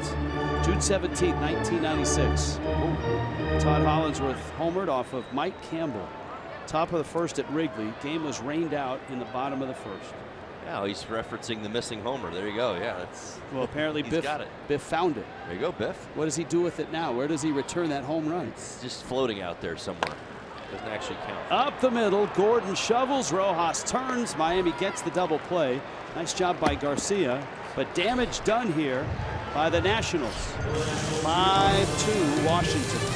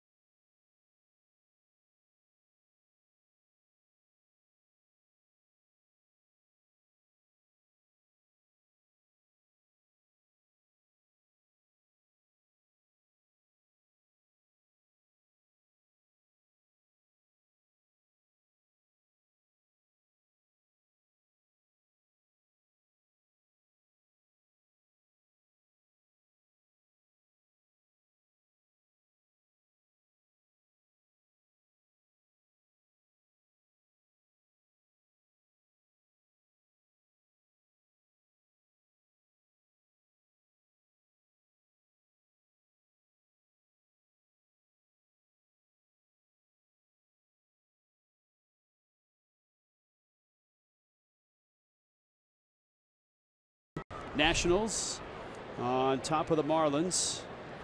Yeah, here we are, 66 degrees. Jessica Blaylock on the field. Rich Waltz, Todd Hollinsworth.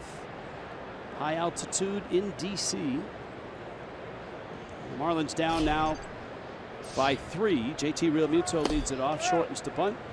Takes a fastball outside. Emails and tweets tonight. We have a few angry ones.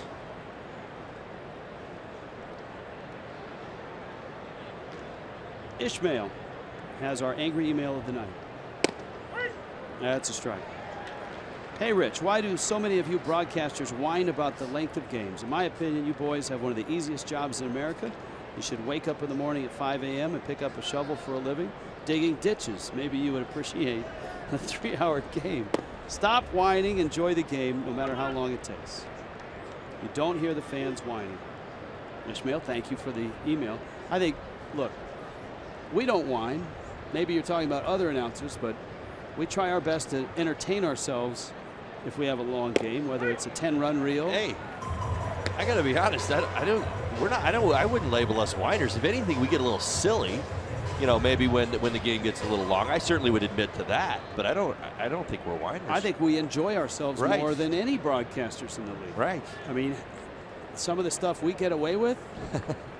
Think about it. It's true. That went foul back to the screen. But Ishmael, we'll pass it along the next time we hear a broadcaster whining about length of game. And we do know that we are very fortunate. It's not an easy job, but we are fortunate to have it. So not a day goes by that we don't think about that. Here's the 2-2 pitch. That one fouled at the plate. Edwin Jackson's starting to work that changeup in. 4 o'clock start tomorrow. 3:30 Marlins live. Steven Strasburg gets the start for the Nationals. Adam Conley for Miami. So 3:30 Marlins live. Adam Conley, Steven Strasburg. 2-2 to Realmuto. And Jackson strikes him out. Geico makes its appointed round here. Oh, Dontrell getting into one. 2007. How sweet was that swing? Last of his Marlins pitcher record, 8 home runs in a 7-4 loss to Atlanta in Miami. Yeah, that was an added perk in 03, I'll tell you. When we got our first glimpse of Dontrell, when he got called up, and obviously he was dealing and certainly wowing everybody in the National League with his talent. And then we realized he could swing the bat too. And then we realized he was a better athlete than most of us. The biggest home run I saw from Dontrell, and I arrived in 05, was the one off the scoreboard at Shea Stadium in New York. Yes, I remember that. And it didn't hit the bottom. It hit like the middle of the scoreboard. Dontrell prided himself in getting everything out of his God-given ability. And I think his swing, I say this all the time, your swing is your personality in a lot of ways. And Dontrell's swing, if you see the high leg kick and the hands moving all over the place, I mean, he was not holding anything back. All right, here's a strike zone question from Jack. We were taught as little leaguers, strike zone is from kneecap to letters. It's hard to get an individual player perspective of the strike zone with Fox tracks. Does the top and bottom of the strike box change depending on the batter and his height? Doesn't seem fair that Dustin Pedroia have the same strike zone as Aaron Judge. Love the telecasts. Go Cruz. Longtime Phillies fan that moved to Florida and now is a Marlins fan.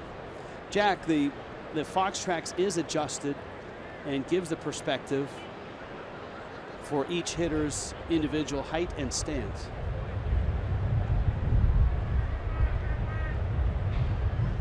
The graphic representation, the box that you see, that doesn't change, but the perspective of the strike zone and where it is as it correlates to the individual hitters is adjusted in the computer.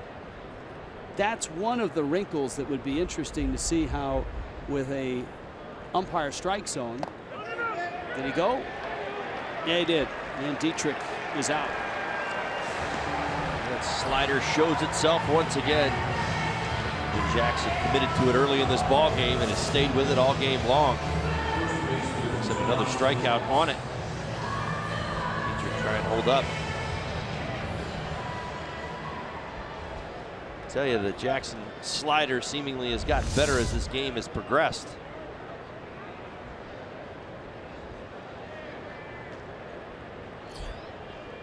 Here's a rules question. Mark, my wife asked if players have to wear a hat when they're out on the field. I don't know the answer because I've never seen a player without a cap on. Is there a rule in baseball that says the player must wear a cap when playing defense? I believe so. Yes, it's a uniform. There is a uniform code players have to follow. Yes, or else the uniformed police will come out and get you. Turner throws out Talise, and Jackson's in a groove now and up 5-2.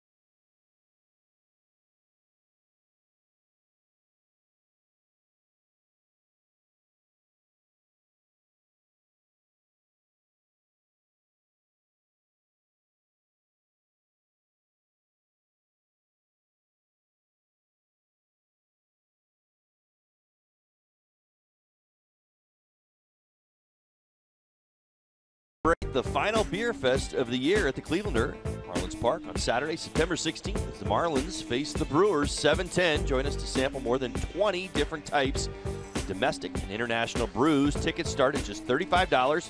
Purchase your Beer Fest tickets now at marlins.com/beerfest. We'll see you at the game. There is Teddy, and we did have a fan that wanted us to show the president's race. We do tape it every night. It usually comes around the 4th or the 5th inning, but tonight was just lame. If we're going to show a president's race or a sausage race, we need hijinks. We need some sort of theme. We need someone to go down face first. Just running and then waving, that is no good. What track? You need carnage. Well, you need some NASCAR, trade and paint. You need a prop. You need a wrestler to jump out of the seats. We don't need a puffy taco accident on a wet night. Yeah, but if you're going to make air, it's got to have something fun. So, well, right. For all you fans of the Racing Presidents, we will show it tomorrow, and whether it's lame or not.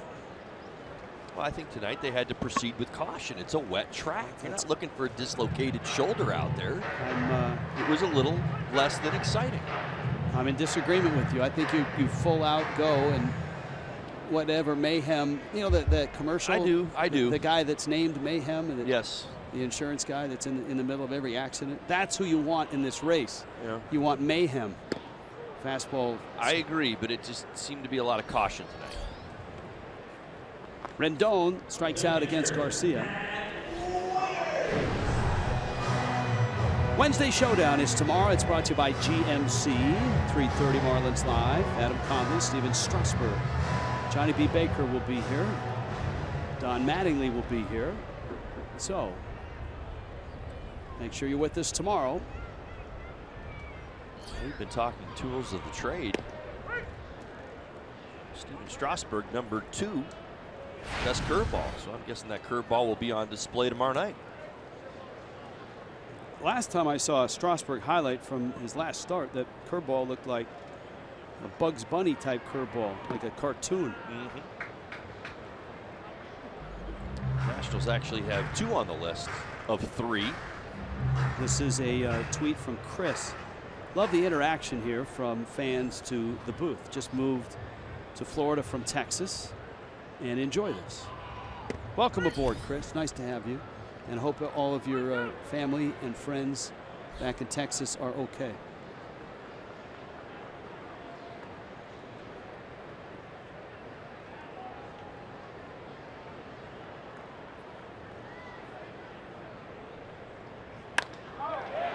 Liner left fields, and the Marlins can't get Matt Wieters out in this series. That's his 5th hit in these last 2 nights, and we check in with Jessica Blaylock. Jess? Hey guys, just want to give everyone a heads up in South Florida. The ballpark of Palm Beaches is going to be accepting donations for Harvey victims starting tomorrow. So if you have the opportunity to drop off any donations, you can do it Monday through Friday from 9 o'clock in the morning till 6 o'clock at night. They will also be accepting donations on Saturday from 9 a.m. to 1 p.m. Any little bit helps. So if there's anything that you can drop off, be sure to do that.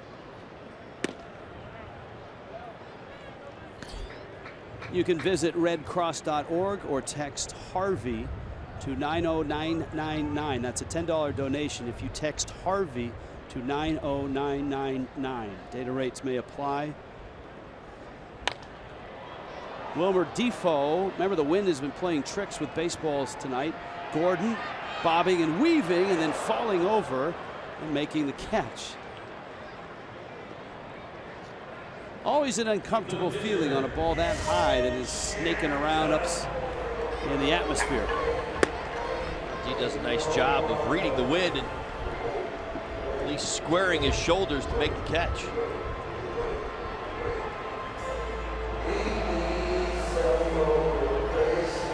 I mentioned an inning ago that the Nationals had a hit.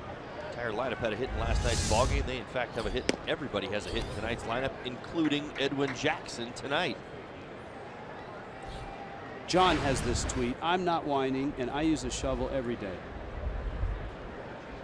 Listening to you guys relaxes me. Cheers. Thank you, John. Thanks for being part of the show.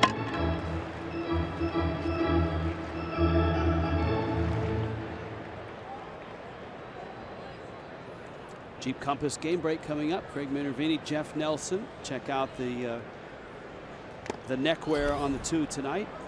Swing and a miss, and then you'll get a chance in the 7th inning. Jackson strikes out. We're headed to the 7th. 5-2 Washington.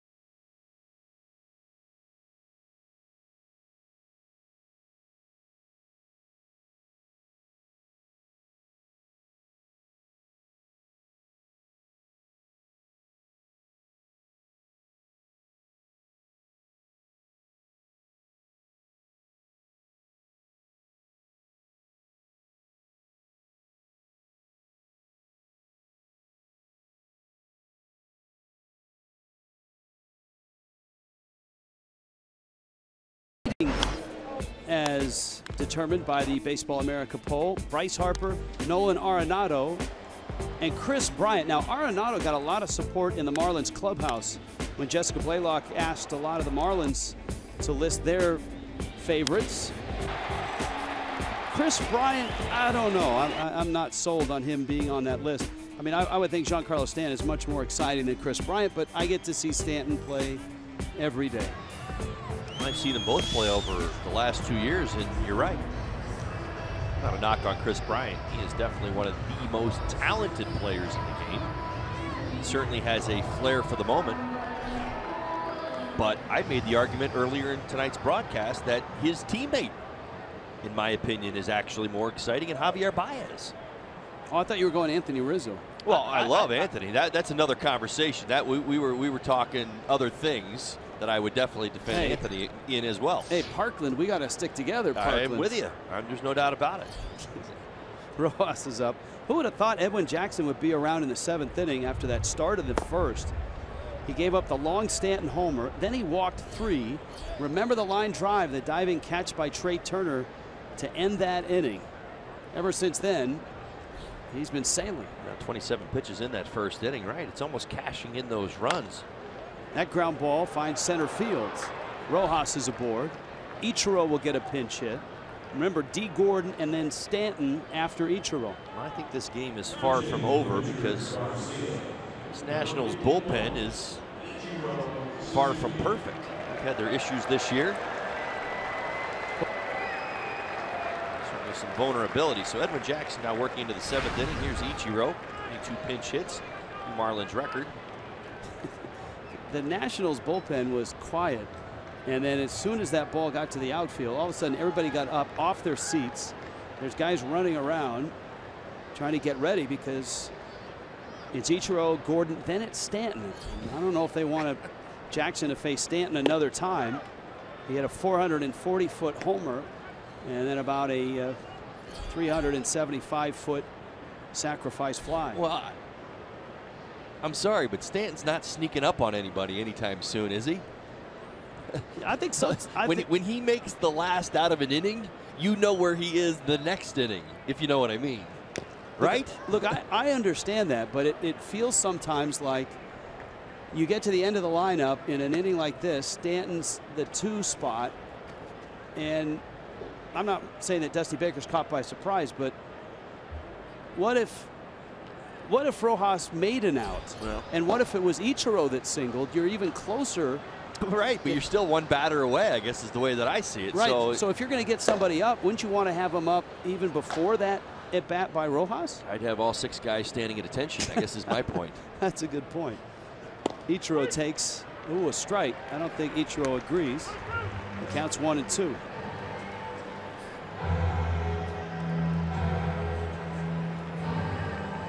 And that's why Ichiro didn't agree. That's way out. Ichiro's not a guy that argues. He's been thrown out once. And I believe that was for drawing a line in the dirt with his bat. Yeah, that is a no-no. He flips that one foul and out of play. He'll give you an icy stare every now and then. Well, classy guys only get thrown out one time in their career. You know that, right? That's your limit? It's my limit.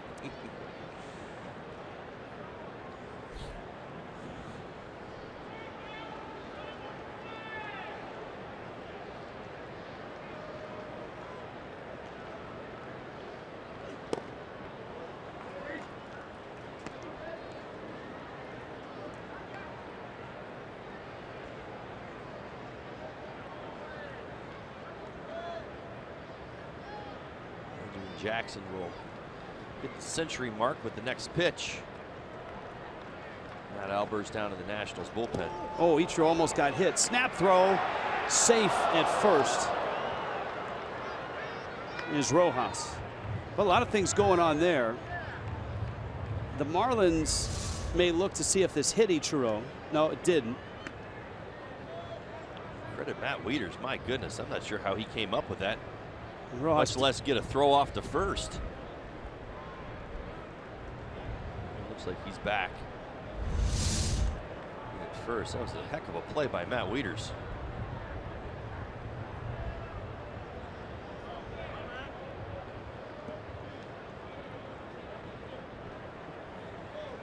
Brian Schneider. That conversation from Greg Gibson is with Don Mattingly, actually. And I think Mattingly wanted that ball out of play.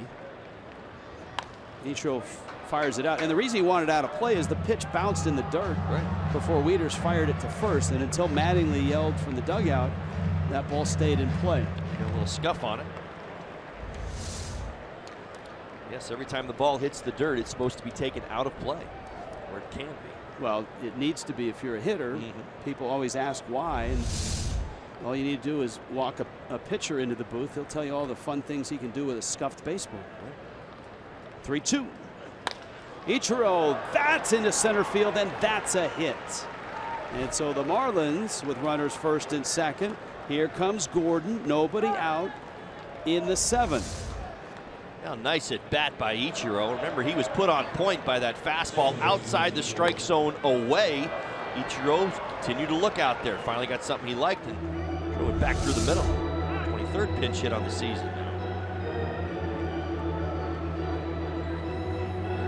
Mike Maddox is out. I would guess that this is the last hitter Edwin Jackson is going to face. Matt Albers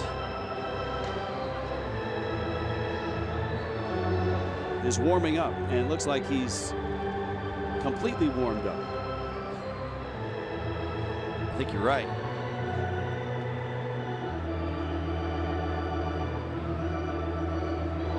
Greg Gibson's going to break this up. I think they're trying to buy Albers a little more time to get loose. I think they're deciding some defensive positioning with D. Gordon as well. I mean, he's a crafty bunter. He'll do a variety of different things.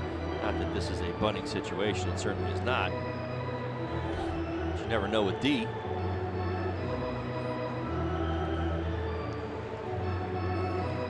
Well, Gordon, a 1-for-3 night with a stolen base. Rojas at second, Ichiro at first.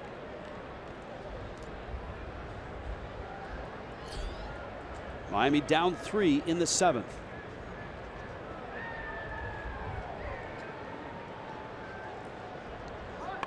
Gordon bunts. Jackson fields. Fires to first and throws it away. Down the right field line. Scoring is Rojas. Ichiro to third. He's there.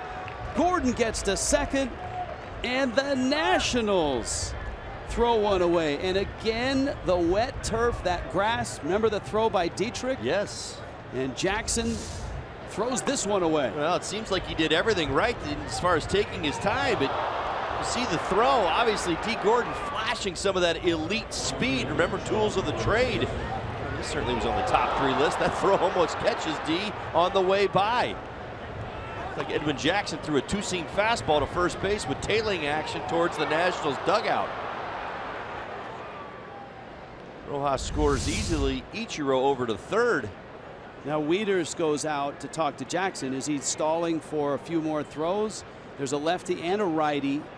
Albers was the righty, but a lefty has joined him. Dusty Baker, yep, that's exactly what he was doing. Giancarlo Stanton represents the go-ahead run in the box. Now wait a minute, Dusty hasn't emerged yet. Not going to let Giancarlo hit, I don't believe. There you go. And the Nationals are going to walk him. So Stanton walks.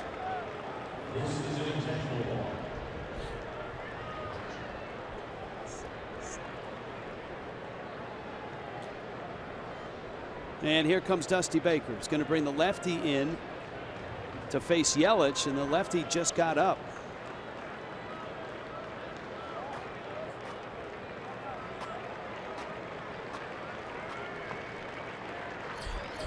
Oliver Perez is coming in. So Perez to face Yelich. He hasn't been up long. Bags are loaded. Yelich is up. Florida lottery called to the bullpen.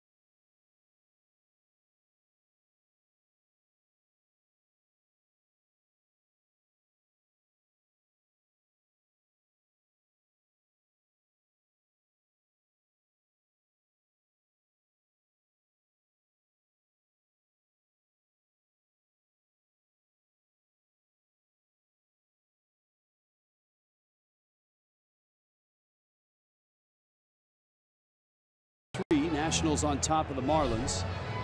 Miami has a run. They've got him loaded. And the enigmatic Oli Perez comes in out of the Nationals bullpen. Some numbers to think about for Perez. First, inherited runners, and he inherits 3 here. He's kept 81% from scoring. Now matchup numbers against Christian Yelich. 2 for 6, a couple strikeouts. Christian Yelich has handled lefties pretty well this year. 281 batting average on the season. One more note, Yelich very good in this spot at getting a run home. 73%, major league average is 50. Perez, and Yelich goes after a fastball. Perez out in front, 0-1. Perez still can get it up there. You see 94 on the gun. Interesting. Oliver Perez did not have a whole lot of time to get warmed up down in the bullpen. But he only threw about 5 or 7 pitches at most. They had Matt Albers, the primary reliever, the right-hander, up. And he misses badly with that breaking ball. Now he's been good lately. His last 13 games, an ERA of under 1.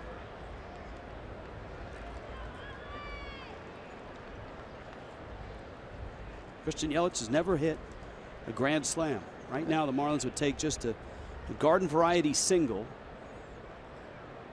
Ichiro at third, Gordon second, Stanton first. And Yelich on that breaking ball lifts it into the seats. Well, this situation really represents one of the few situations we've seen this year where Stanton has walked and choices to go after Yelich and Ozuna behind him. Part of that is because since the All-Star break, Yelich absolutely outstanding. 934 OPS, 8 homers, 26 RBIs in 42 games. 1-2. Yelich, a soft ground ball. Rendon's coming home. Out there is Ichiro. And maybe the only hitter that Perez faces, with Albers ready and Ozuna coming up, and Dusty Baker makes the long walk out. Perez gets the fielder's choice. There is one out. And a Florida lottery call to the bullpen.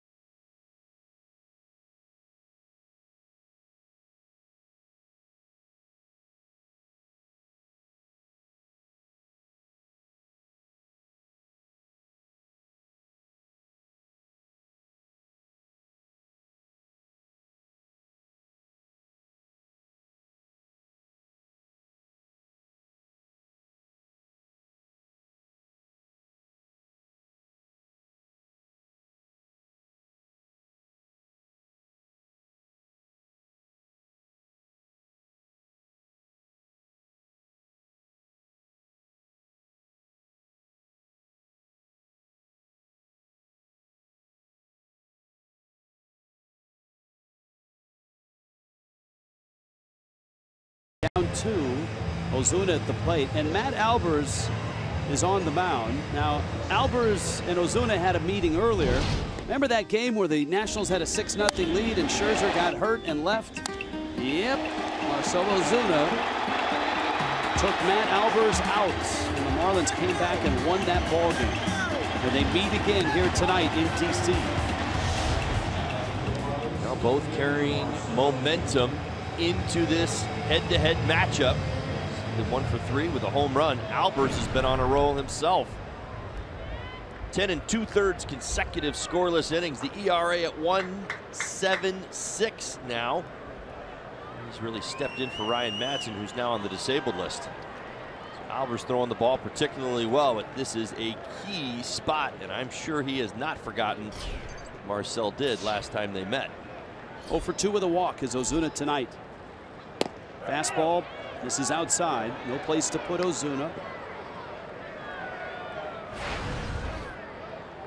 Albers 6'1", listed at 264.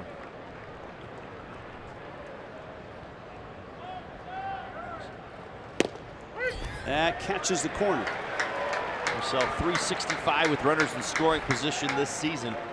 Well, it just caught the corner. I mean, the corner of the corner. It is a strike.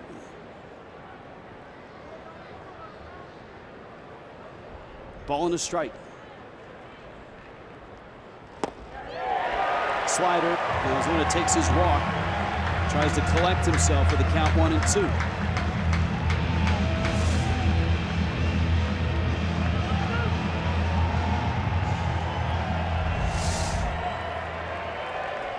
Marcell Ozuna hitting .583 with the bases loaded this year. He's got some work to do. Got him, fastball at the knees, and it looked like it was on the corner, and it was. 4 consecutive pitches for Albers. That certainly speaks to where he is at. I told you about the consecutive scoreless innings coming into this appearance. He has really stepped into an important role in this Nats bullpen with Madsen going down. 4 great pitches to Ozuna. So, if the Marlins are going to get any more out of this inning, JT Realmuto is going to need to deliver here. He's lined out. He has bounced into a double play and struck out, and Albers misses off the corner. 1-0. Good numbers against Albers, 2 for 4. JT's due for a big moment. Got some nice at-bats in this series, though he has been held hitless. Hit the ball hard 2 or 3 times. Good pitch to hit there, and it's 1 ball and 1 strike.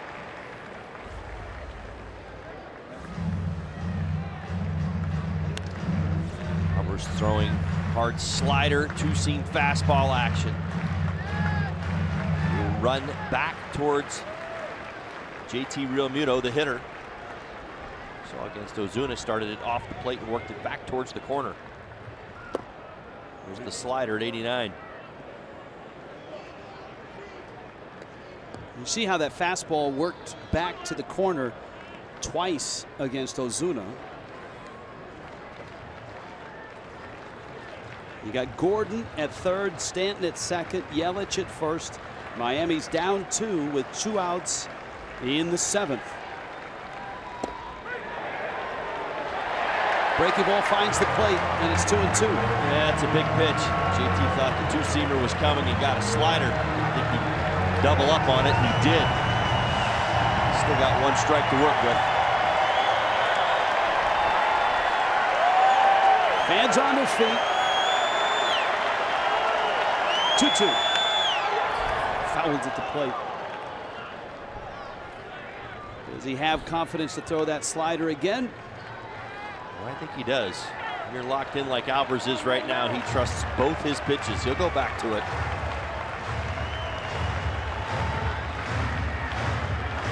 You wouldn't be surprised, though, if you see him go back to the same sinker 2-seamer. That running action that you saw against Ozuna here against JT Realmuto. Started off the outside corner, trying to bring it back.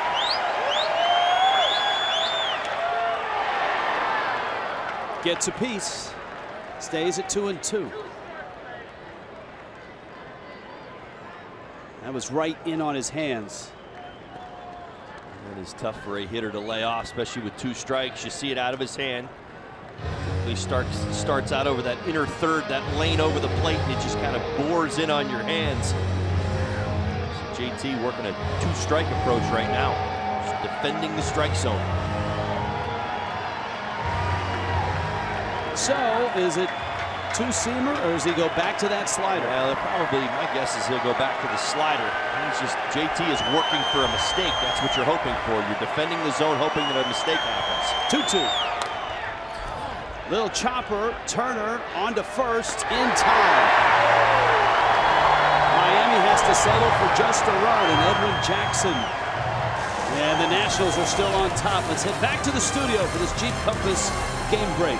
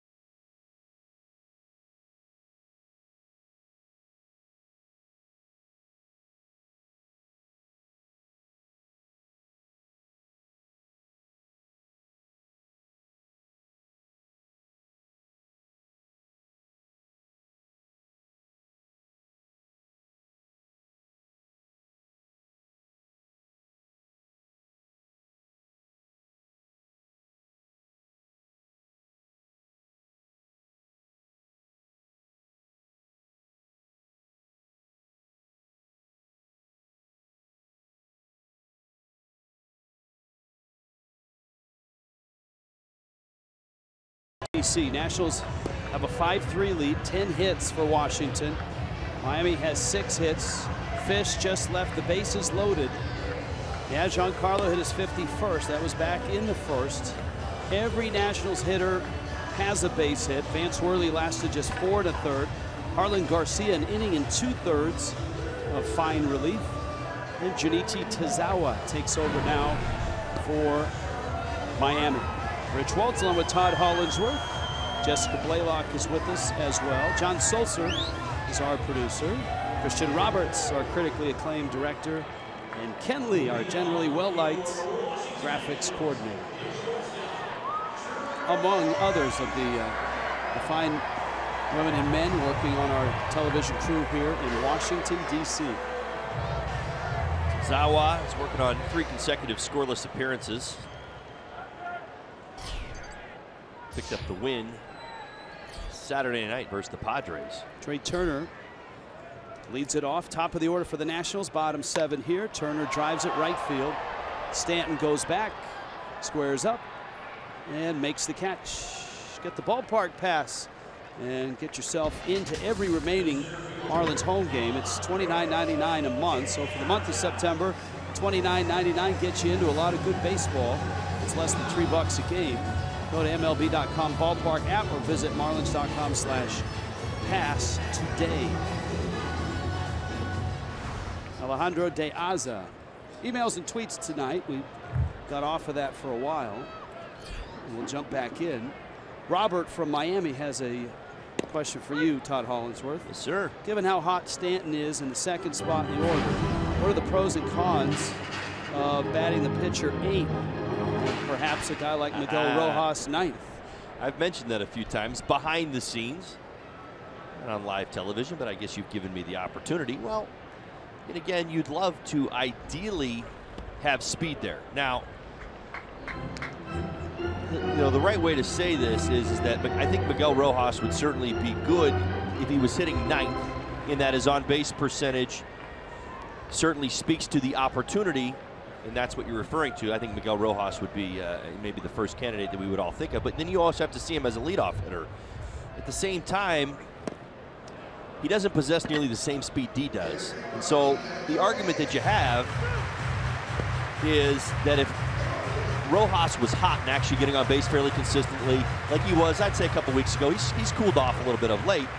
Does he slow D down in front of him if he's getting on consistently? So again, it's somebody who you'd like to see run, but you've got to remember what their skill set is if you're going to put them in the 9th spot in the lineup. I love the idea because now what you've done is you've put 2 rabbits essentially, and I think back to our 03 team when we had Louis Castillo and Juan Pierre in the 1 and 2 spots in the lineup, and what a dynamic combination we had working there. It was, one was always getting on, and if 2 got on, my goodness gracious, it felt like, well, what do we call it? The lottery, right?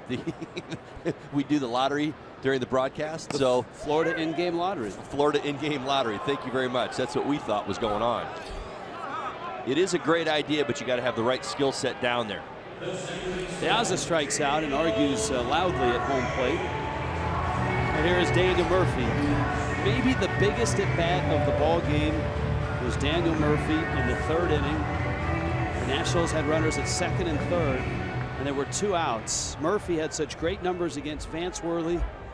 Marlins pitched to him, and Worley got out in front 0-2. Murphy fouled off numerous pitches, got jammed, but got enough of it to drive it up the middle and into center field for a 2-run single. And ironically, it's a 2-run lead right now for the Nationals. Well, and that's the threat that Daniel Murphy is in the box. He's got the ability to hit with 2 strikes, find holes, use the entire field line to line. That's what makes him such a dangerous hitter. And even in that situation where Vance Worley made a pitch, Marlins fans, out of the strike zone. He didn't miss with a fastball down the middle of the plate or a cutter that caught way too much of the plate. This was a pitch that was elevated. It was above the strike zone, but Daniel Murphy got a hold of it. That's a strike. Angry email from Warren here. Watching Fox Sports Marlins coverage of the Nationals game, and every time they mention Stanton equals a drink shot for me every inning. Multiple mentions. All they talk about is Stanton, Stanton, Stanton. I'm running out of drink. Bad game tonight, Warren. So Warren doesn't like the fact that we talk about Stanton so much. 0-2. Pitch is out. You know, I think he's right. Let's stop from now on talking about Stanton. Well, you can do that. I'm not. I'm having way too much fun with him. So is the rest of the country, by the way. And here's the other thing. So are his teammates, and so is he. He wouldn't have it any other way. Well, Warren must be under the table at this point. Well, and I'm starting to think that, you know, as he got near the end of the bottle, he decided he was going to tweet at us. Yes. Don't you think? So now he would just have to drink continuously, right? I think there might be a moment tomorrow where he was like, did I tweet at those guys? Like if we leave Stanton up in the corner of the screen, Warren's going to go nuts here. Too much Stanton? The crack staff having some fun. Well, just so you know, Stanton is scheduled to hit in the 9th. We are going to play the 8th, but he's scheduled to hit in the 9th. Don't poke the bear, Warren, or my partner, for that matter. But we appreciate the email. Thanks for watching. Make sure you fill out your Nielsen diary.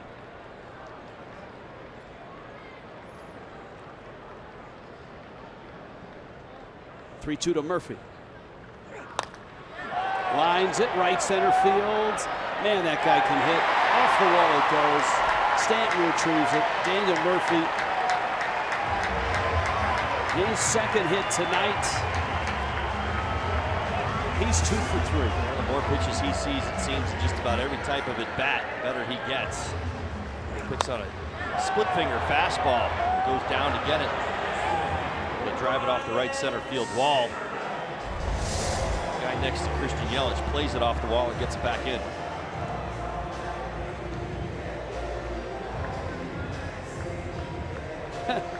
We have a late email from our friend in Panama City Beach. Can't believe I forgot this is Tuesday. I had a bad day, but I still love you guys. And hopefully the Marlins will pull this one out. Our 96-year-old friend, the lady from Panama City Beach.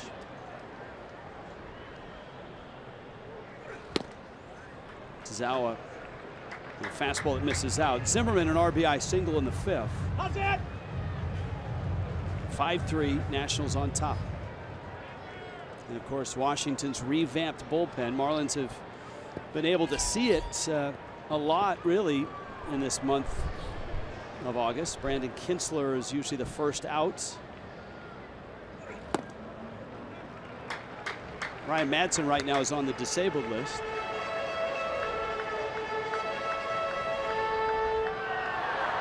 But then you got Sean Doolittle at the back end.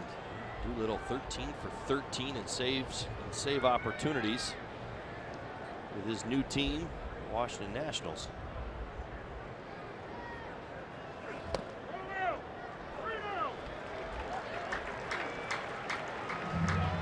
Counts 3-0 to Zimmerman.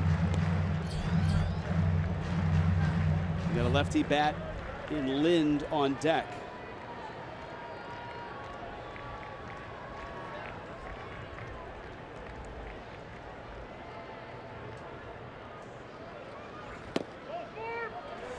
And he lost him.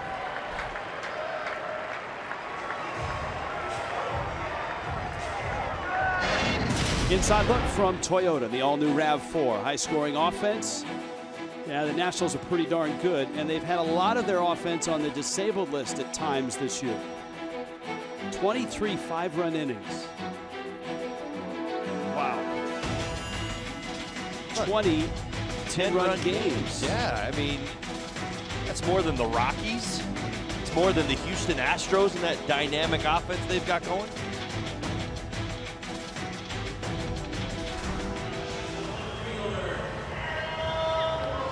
Look, and it's not just Harper and Zimmerman and Rendon, although those guys, and Murphy. This guy has contributed. You were talking about the home runs that he's hit. Lind getting the start. Yeah, well, look at this. Got a double in tonight's ball game. He scored. This is his 50th start on the season. He's a .290 hitter with 8 homers and 35 RBIs.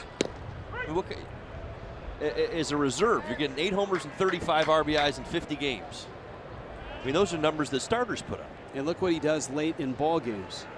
Well, that's because you factor in the pinch hitting numbers, which he's the best in baseball this year at doing.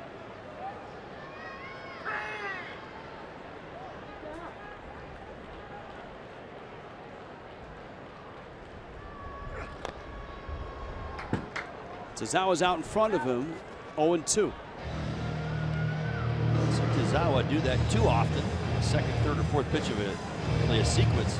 Typically likes to throw that breaking ball earlier, like a first pitch surprise to a hitter. He actually threw it right there. The second pitch of the at bat. See Adam Lynn 3 for 6 with 2 home runs against Tazawa.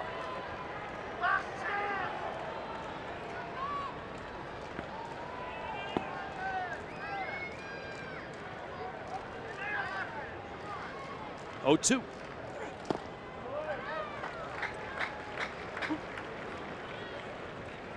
This ball game started a half hour late.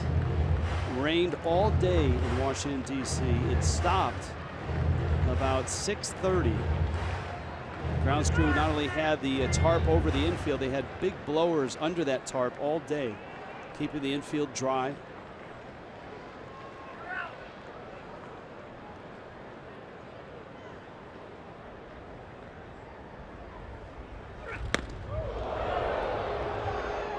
Lynn spins away from that fastball.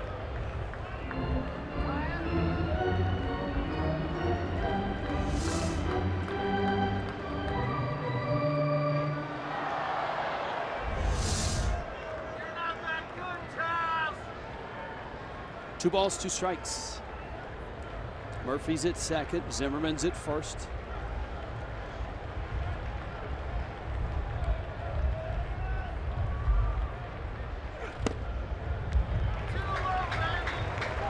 Now the count's full at 3-2. No one throwing in Miami's bullpen. It wasn't that low.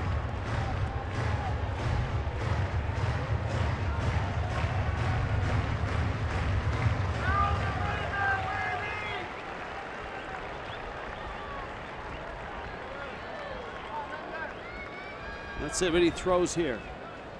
Fastball, splitter. Fastball 94. With the runners on the move at 3-2 and 2 outs.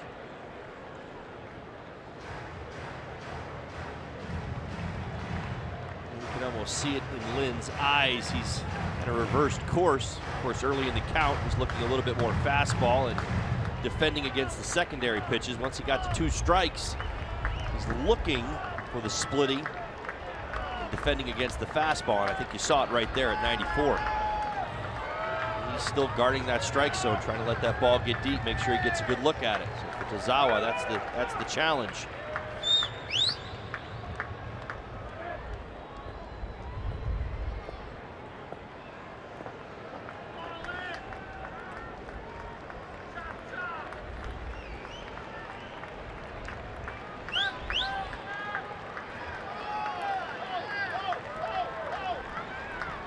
Runners on the move again.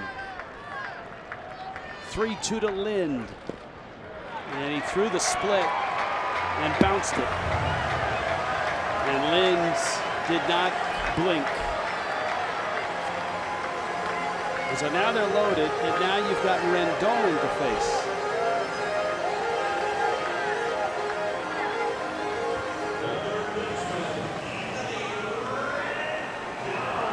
Tazawa got the first 2 outs. Murphy doubled. Zimmerman walked. Lind walked.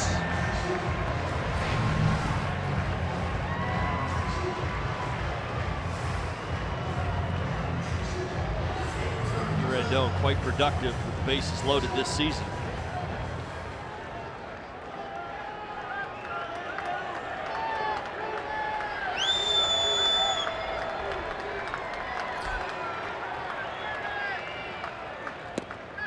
Breaking ball in for a strike, and it's 0-1.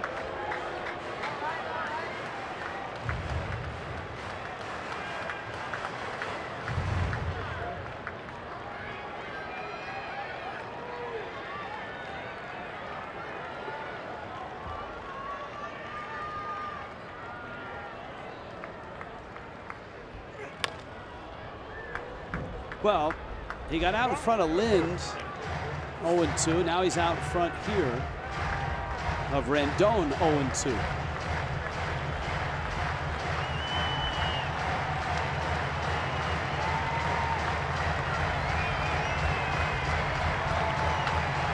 if Rendon, it's a similar approach to Lind.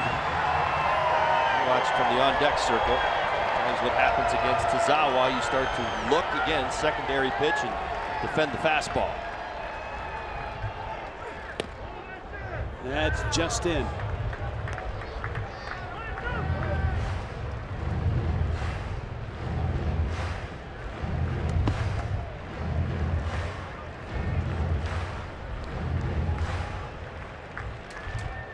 A national at every base. Miami trying to keep it at 5-3. Tazawa.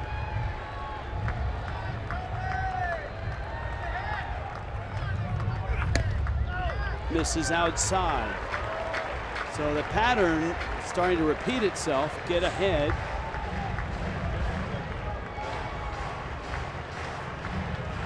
And then lose the strike zone. Well, you see from the Nationals hitters, though, they take that two-strike approach, which is slow the feet down, use their hands a little bit more, and allow the ball to get a little bit deeper. And I think it's kind of rattling Tazawa.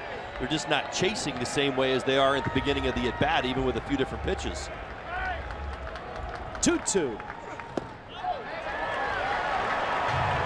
No chase there. Well, that's kind of what Tazawa is expecting, and in fact, a lot of times what he needs, especially with the splitting, he needs that aggressiveness, that willingness to expand the strike zone. And the big thing with Tazawa this year is the inconsistency with the split finger fastball. Ryan Ellington has just started to warm up. He's at least a couple hitters away from being ready, you would expect. Full count, fans still on their feet, bags loaded. 2 outs and the 3-2.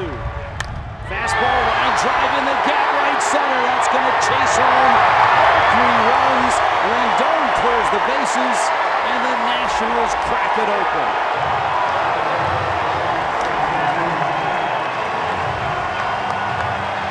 The Washington Nationals down to their last strike multiple times this inning.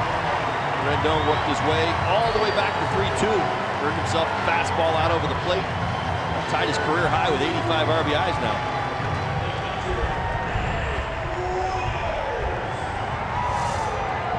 This fastball splits the plate. Rendon all over it. No man's land in right center field.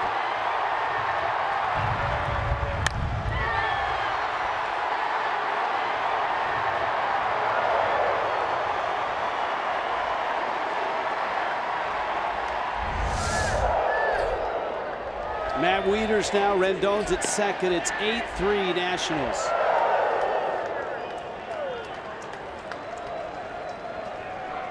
And Junichi Tazawa, who got the first 2 in this inning.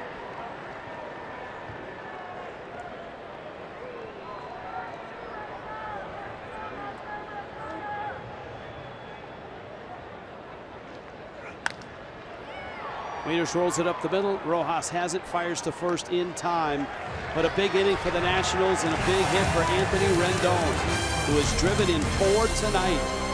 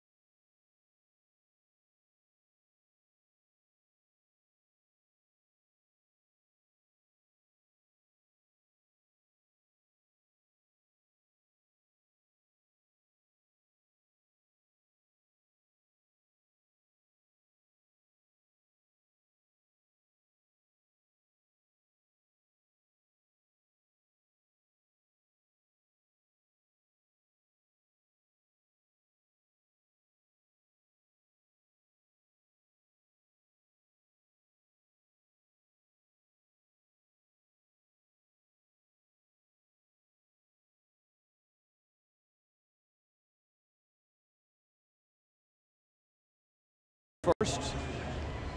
Marlins had a 1-0 lead, but the Nationals, much like they did last night, have taken over.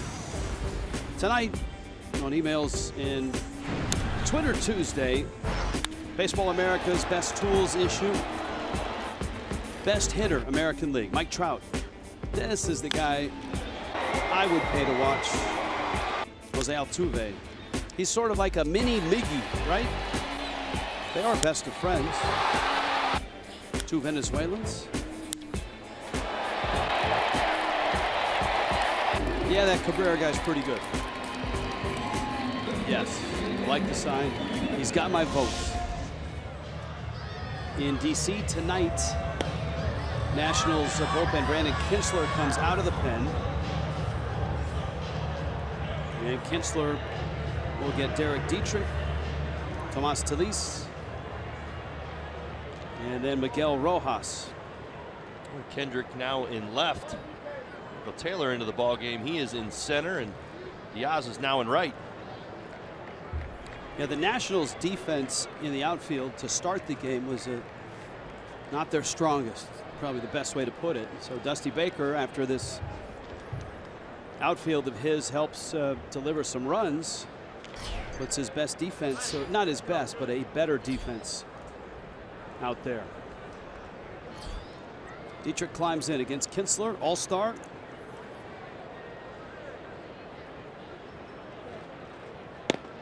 All-star for the Minnesota Twins, who, kind of like the Marlins, traded some pieces near the trading deadline and then had a great August and find themselves in the American League postseason race. The Marlins have seen him a few innings this year. Entering a third against the Marlins already. Has not given up an earned run. Kinsler's been good. This Washington Nationals bullpen. Three-headed monster that they were looking to build down there with Ryan Madson certainly is there, and they've been getting the production that they would have expected. Madson good. We're going on the disabled list. Always seems to be a topic of conversation here in D.C. The bullpen.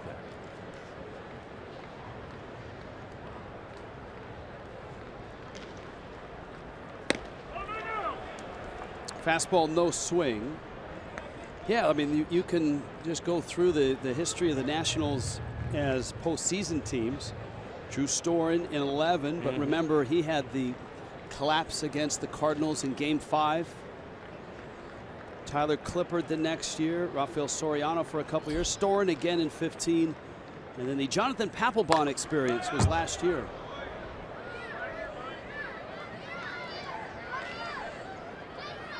He definitely did not win over fans' hearts when he went after Bryce Harper. No. No, his last couple of seasons are somewhat tumultuous, either in D.C. or Philly. Dietrich's ground ball, backhanded there by Zimmerman. Nice catch by Kintzler. It's not necessarily how they practice it in spring training, but the athleticism of both Zimmerman and Kintzler made that work. Well, there's nothing wrong with a little flash, right? As long as it works. Yeah, this is a lead pass, right? You get rid of it quick and let your receiver kind of run under it and make the play. That's kind of what you saw right there. Kintzler doing his job, getting over quick. Zimmerman getting rid of it even quicker. He makes his way over to first base.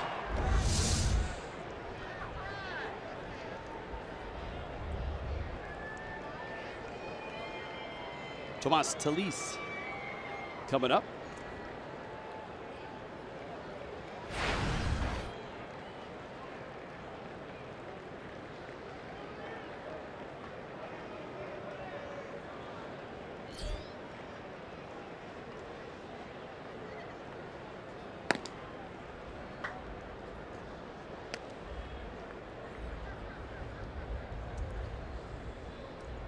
We talked about the possibility that the Marlins call up lefty Dylan Peters. Peters, the 25-year-old at the University of Texas, who's having a great year in the minors after getting that thumb fractured in April. You get a sense, too, though, that the Marlins could use another arm or two in the bullpen.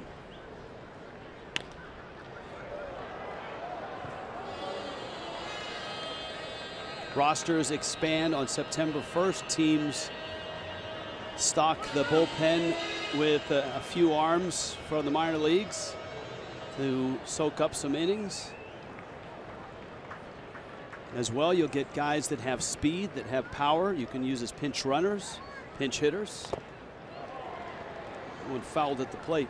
And we'll see what the Marlins are able to do when the calendar turns to September.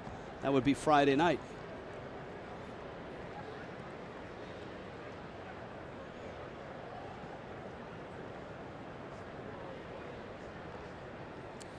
At least a base hit tonight. Line one back through the box.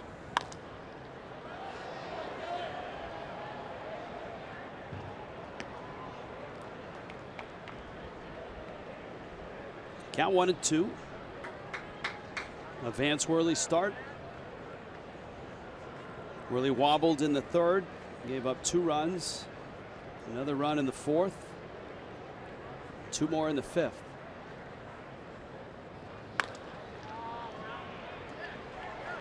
Two hops for Turner, who has made a triumphant return from the disabled list. We invite you tomorrow to settle in with, or maybe in, your El Dorado furniture. Adam Conley, Steven Strasburg are the pitchers.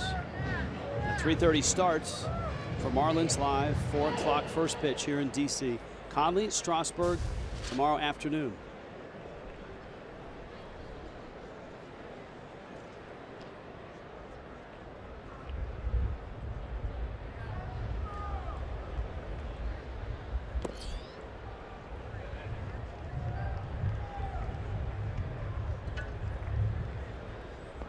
With 2 outs, Miguel Rojas now. He is singled, struck out, flied out. So those Cardinals taking it to the Brewers tonight. I'm not sure who we're rooting for in that game. The Cardinals are at 65 and 65. The Brewers are at 68 and 63. Won just a couple games behind the Marlins. Won a couple games in front. I guess we want the 65 and 65 to win, right? But whenever anybody who's in front of you or around you plays each other, you want to avoid a sweep. That one pulled foul. By the way, Giancarlo Stanton against Steven Strasburg, 15 for 41. That's 366 with 3 home runs. So Stanton has swung the bat well against Strasburg in his career. And that'll be the matchup tomorrow at 4 o'clock. Our buddy just took another shot. Bouncer, short. Turner, first. Zimmerman down to get it. Miami down in order.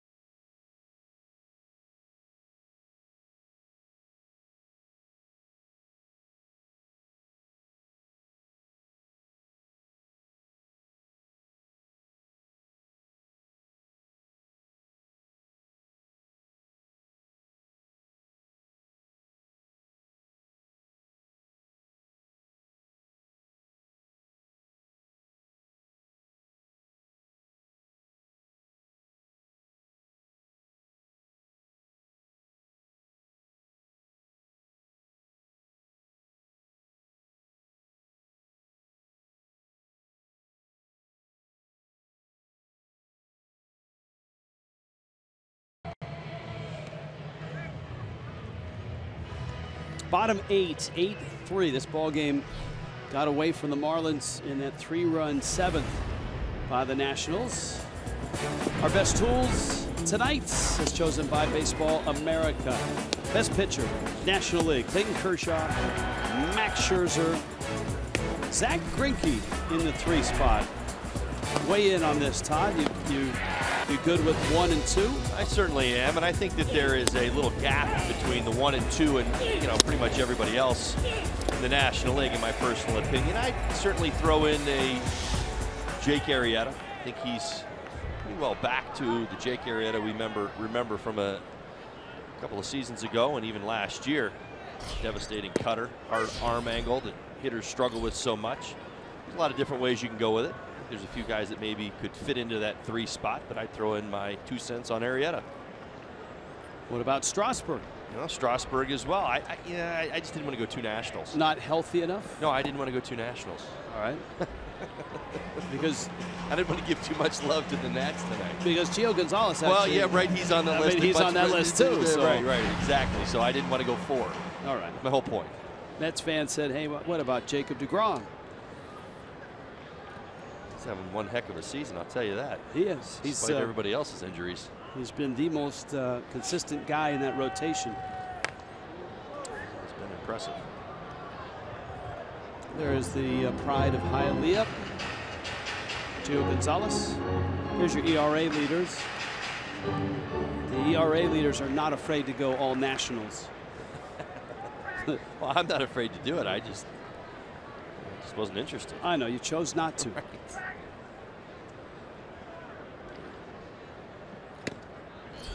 Fastball misses out. All right, best pitcher, American League.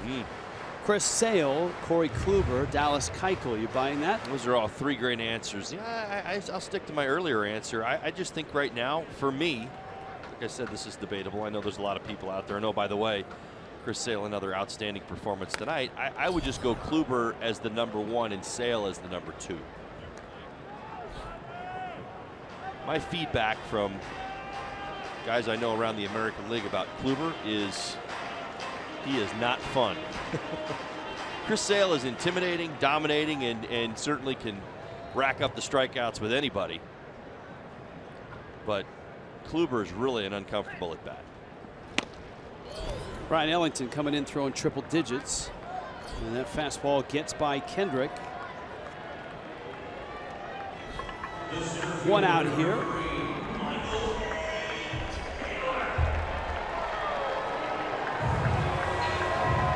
RBI Baseball 2017 is now for Xbox One, PlayStation 4, iOS, and Android. Enjoy fast-paced pick-up-and-play MLB action packed with all your favorite MLB teams, players, ballparks, and much more. Learn more at rbigame.com.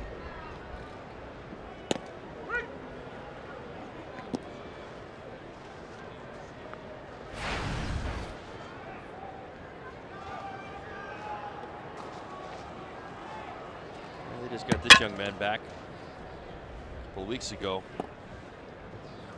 One of their more athletic outfielders, and certainly has made strides, striking out less, walking a little bit more this year.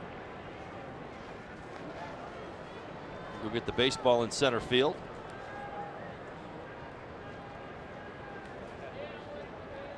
You look at this Nationals roster, and then you look at their disabled list, and you think, boy, they have been hoarding talent for a little while. Adam Eaton is part of this. He's been out of sight, out of mind, obviously, the last few months. You look at the rest of this roster, and you're like, boy, they're definitely not hurting.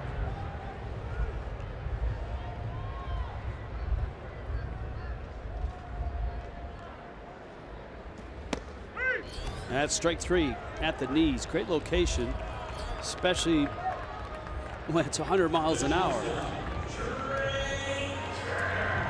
2 strikeouts. Big play by Trey Turner. This was the Marlins threatening. Bags loaded. A run across first inning. Turner got it before it hit the dirt. Our Bonefish catch of the game. Great fish, great cocktails, and great times. Head to Bonefish Grill.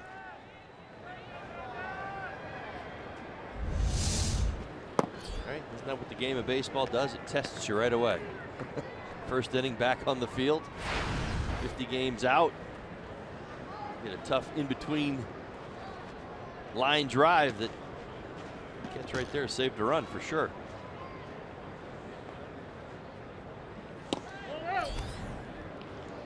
That one goes to the screen.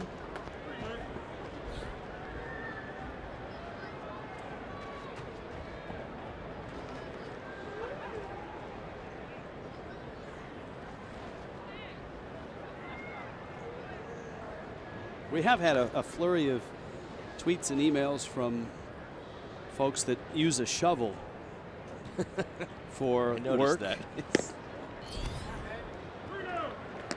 Just to let everybody know that that's not such a bad thing. And it's not.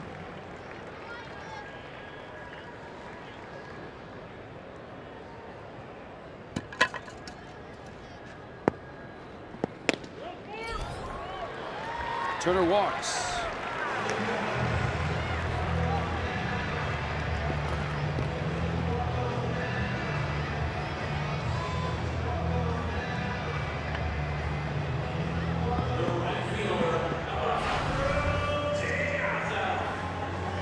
The big H. Do players get fined if they are ejected for arguing? What's the fine these days? That's a good question. I do know they get fined, yes. Yes, you do get fined. Managers get fined.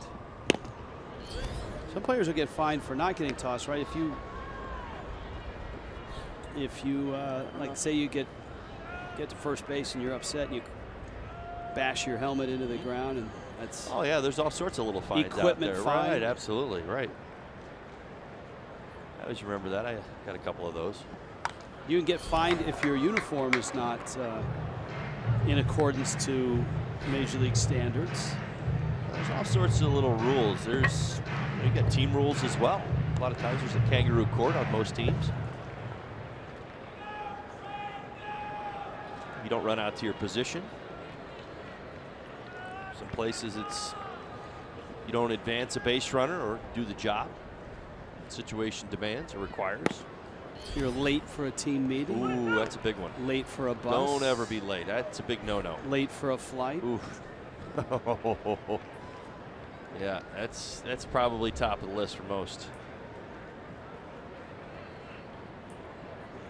Tardiness is not acceptable. Many teams have dress codes for travel on the road.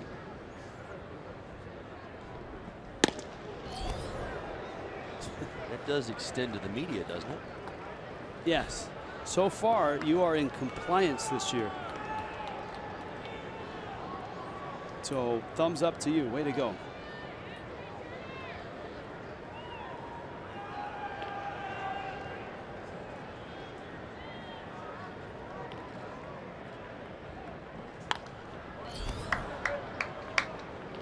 Two balls, two strikes.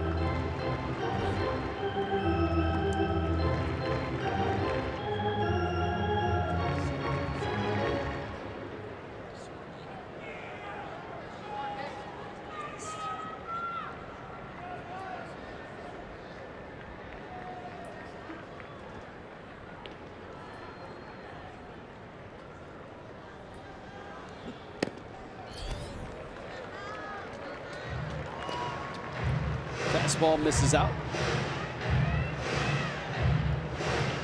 Count 3-2.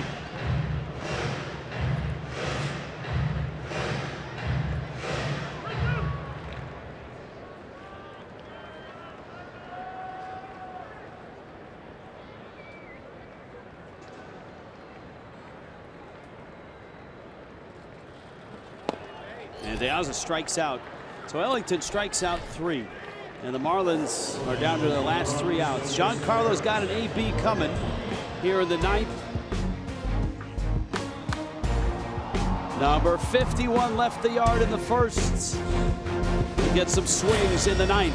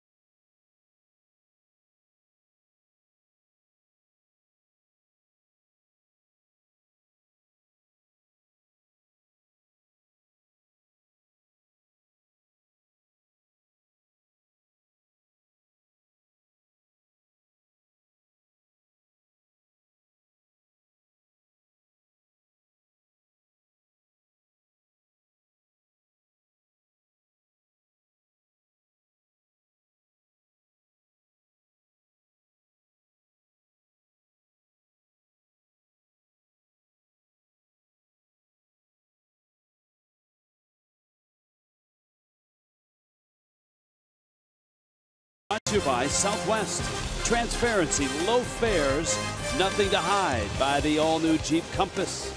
And by your South Florida Honda dealers, hurry in to the Summerbration sales event today.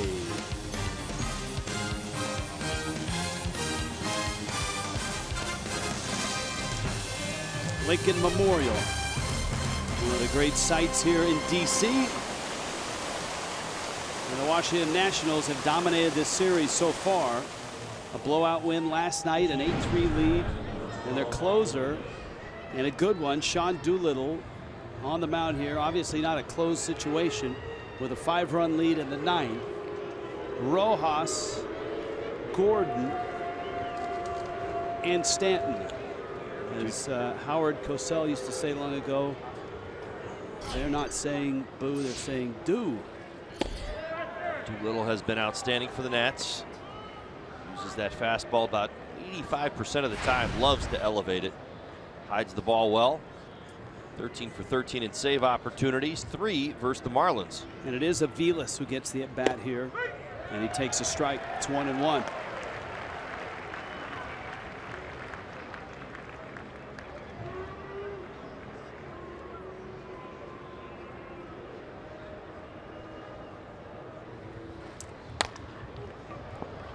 And Mike Aviles knocks that into right field. That's a hit. Up with it is De Aza. And he fires it in. Nice at bat by Aviles. Boy, he's really been piecing it together. He's got now got a 7-game hitting streak. He's 9 for his last 19. Marlins got 2 pinch hits from that 9 spot. Ichiro in the 7th and Aviles here in the 9th. Just keeps on hitting. So here's Gordon, and then Stanton's up next against the lefty Doolittle.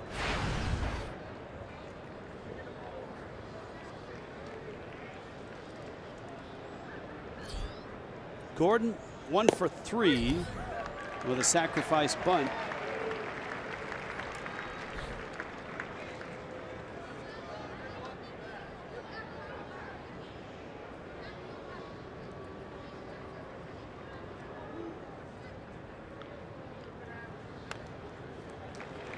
And Doolittle's out in front, 0-2. What makes Doolittle tick? Well, he loves his fastball and he hides it well. It's pretty simple. 94, 95 miles an hour. And you can say, oh, well, wait a minute now. He's just throwing his fastball, what, 85% of the time, as I just said, 94, 95. Hitters should be able to make the adjustment. Well, you get one crack at him. You get one look at him. And you got to make good on it. He throws strikes, he doesn't walk hitters, and he elevates well. The elevated fastball essentially is his best pitch. It's a lot of guys who believe they see out of his hand they can get on top of that 4-seam fastball, and they just don't time it right. It's an awful lot of pop-ups and weak contact. Of course, he picks up a few strikeouts along the way as well. Here's that occasional slider you'll see from him at 81 miles an hour. Prefers the fastball. He goes right at you. Doesn't make trouble for himself.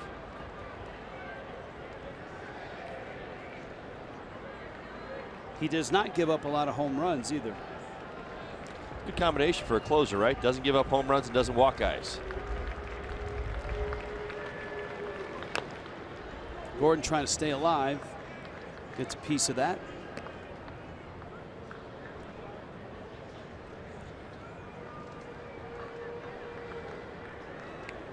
Oh, 2. Miami down 5. This was a sparse crowd to begin the night with all the rain in D.C. And many have headed to catch the subway out of here.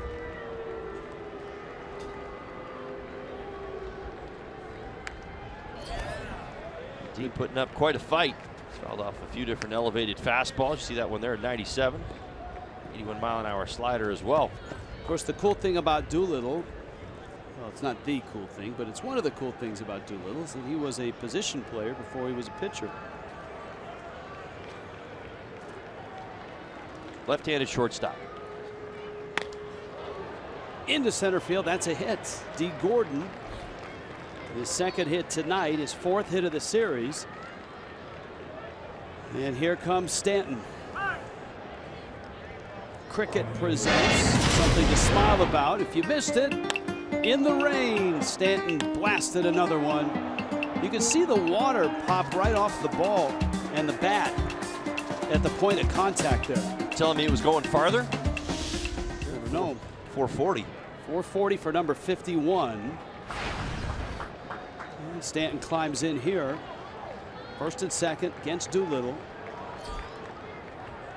Aviles at second. Gordon's at first. Stanton in the air. Shallow center. Murphy pointing. Taylor coming in. Murphy squares it up and makes the catch.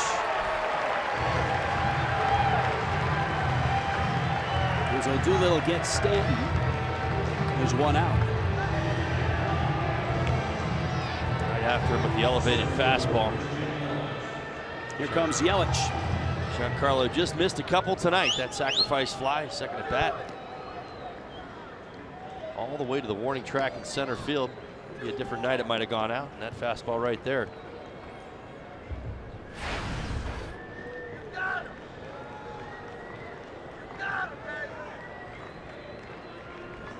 Cardinals are pounding the Brewers into submission. That's 10-2 in the 8th inning in Milwaukee. Yelich fouls it back.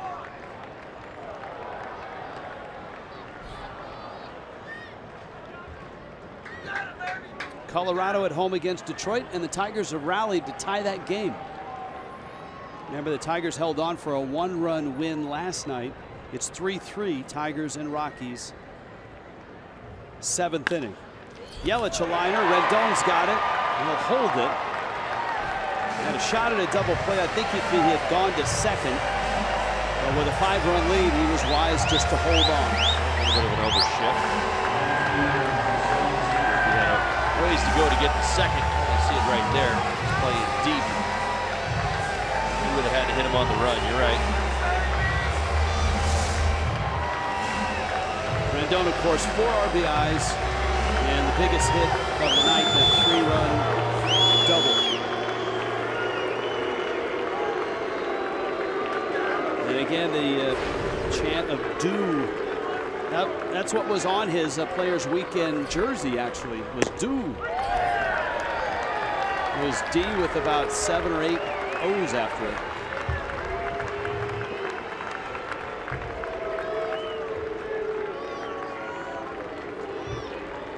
And cool for Doolittle to be here. He's a University of Virginia guy. Fastball is up.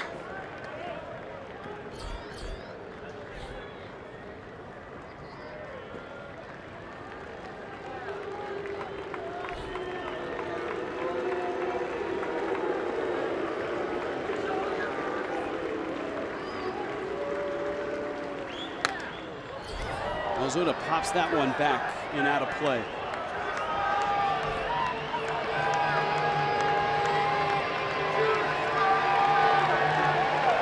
Arizona tonight is at home against the Dodgers. And it's 5-4 Arizona, bottom 3.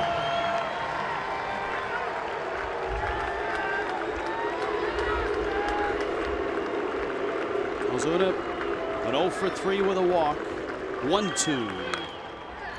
It's fouled back. Conley and Strasburg tomorrow, 4 o'clock. 3:30 Marlins live. Marlins live post game coming up. Jessica Blaylock on the field immediately following this one.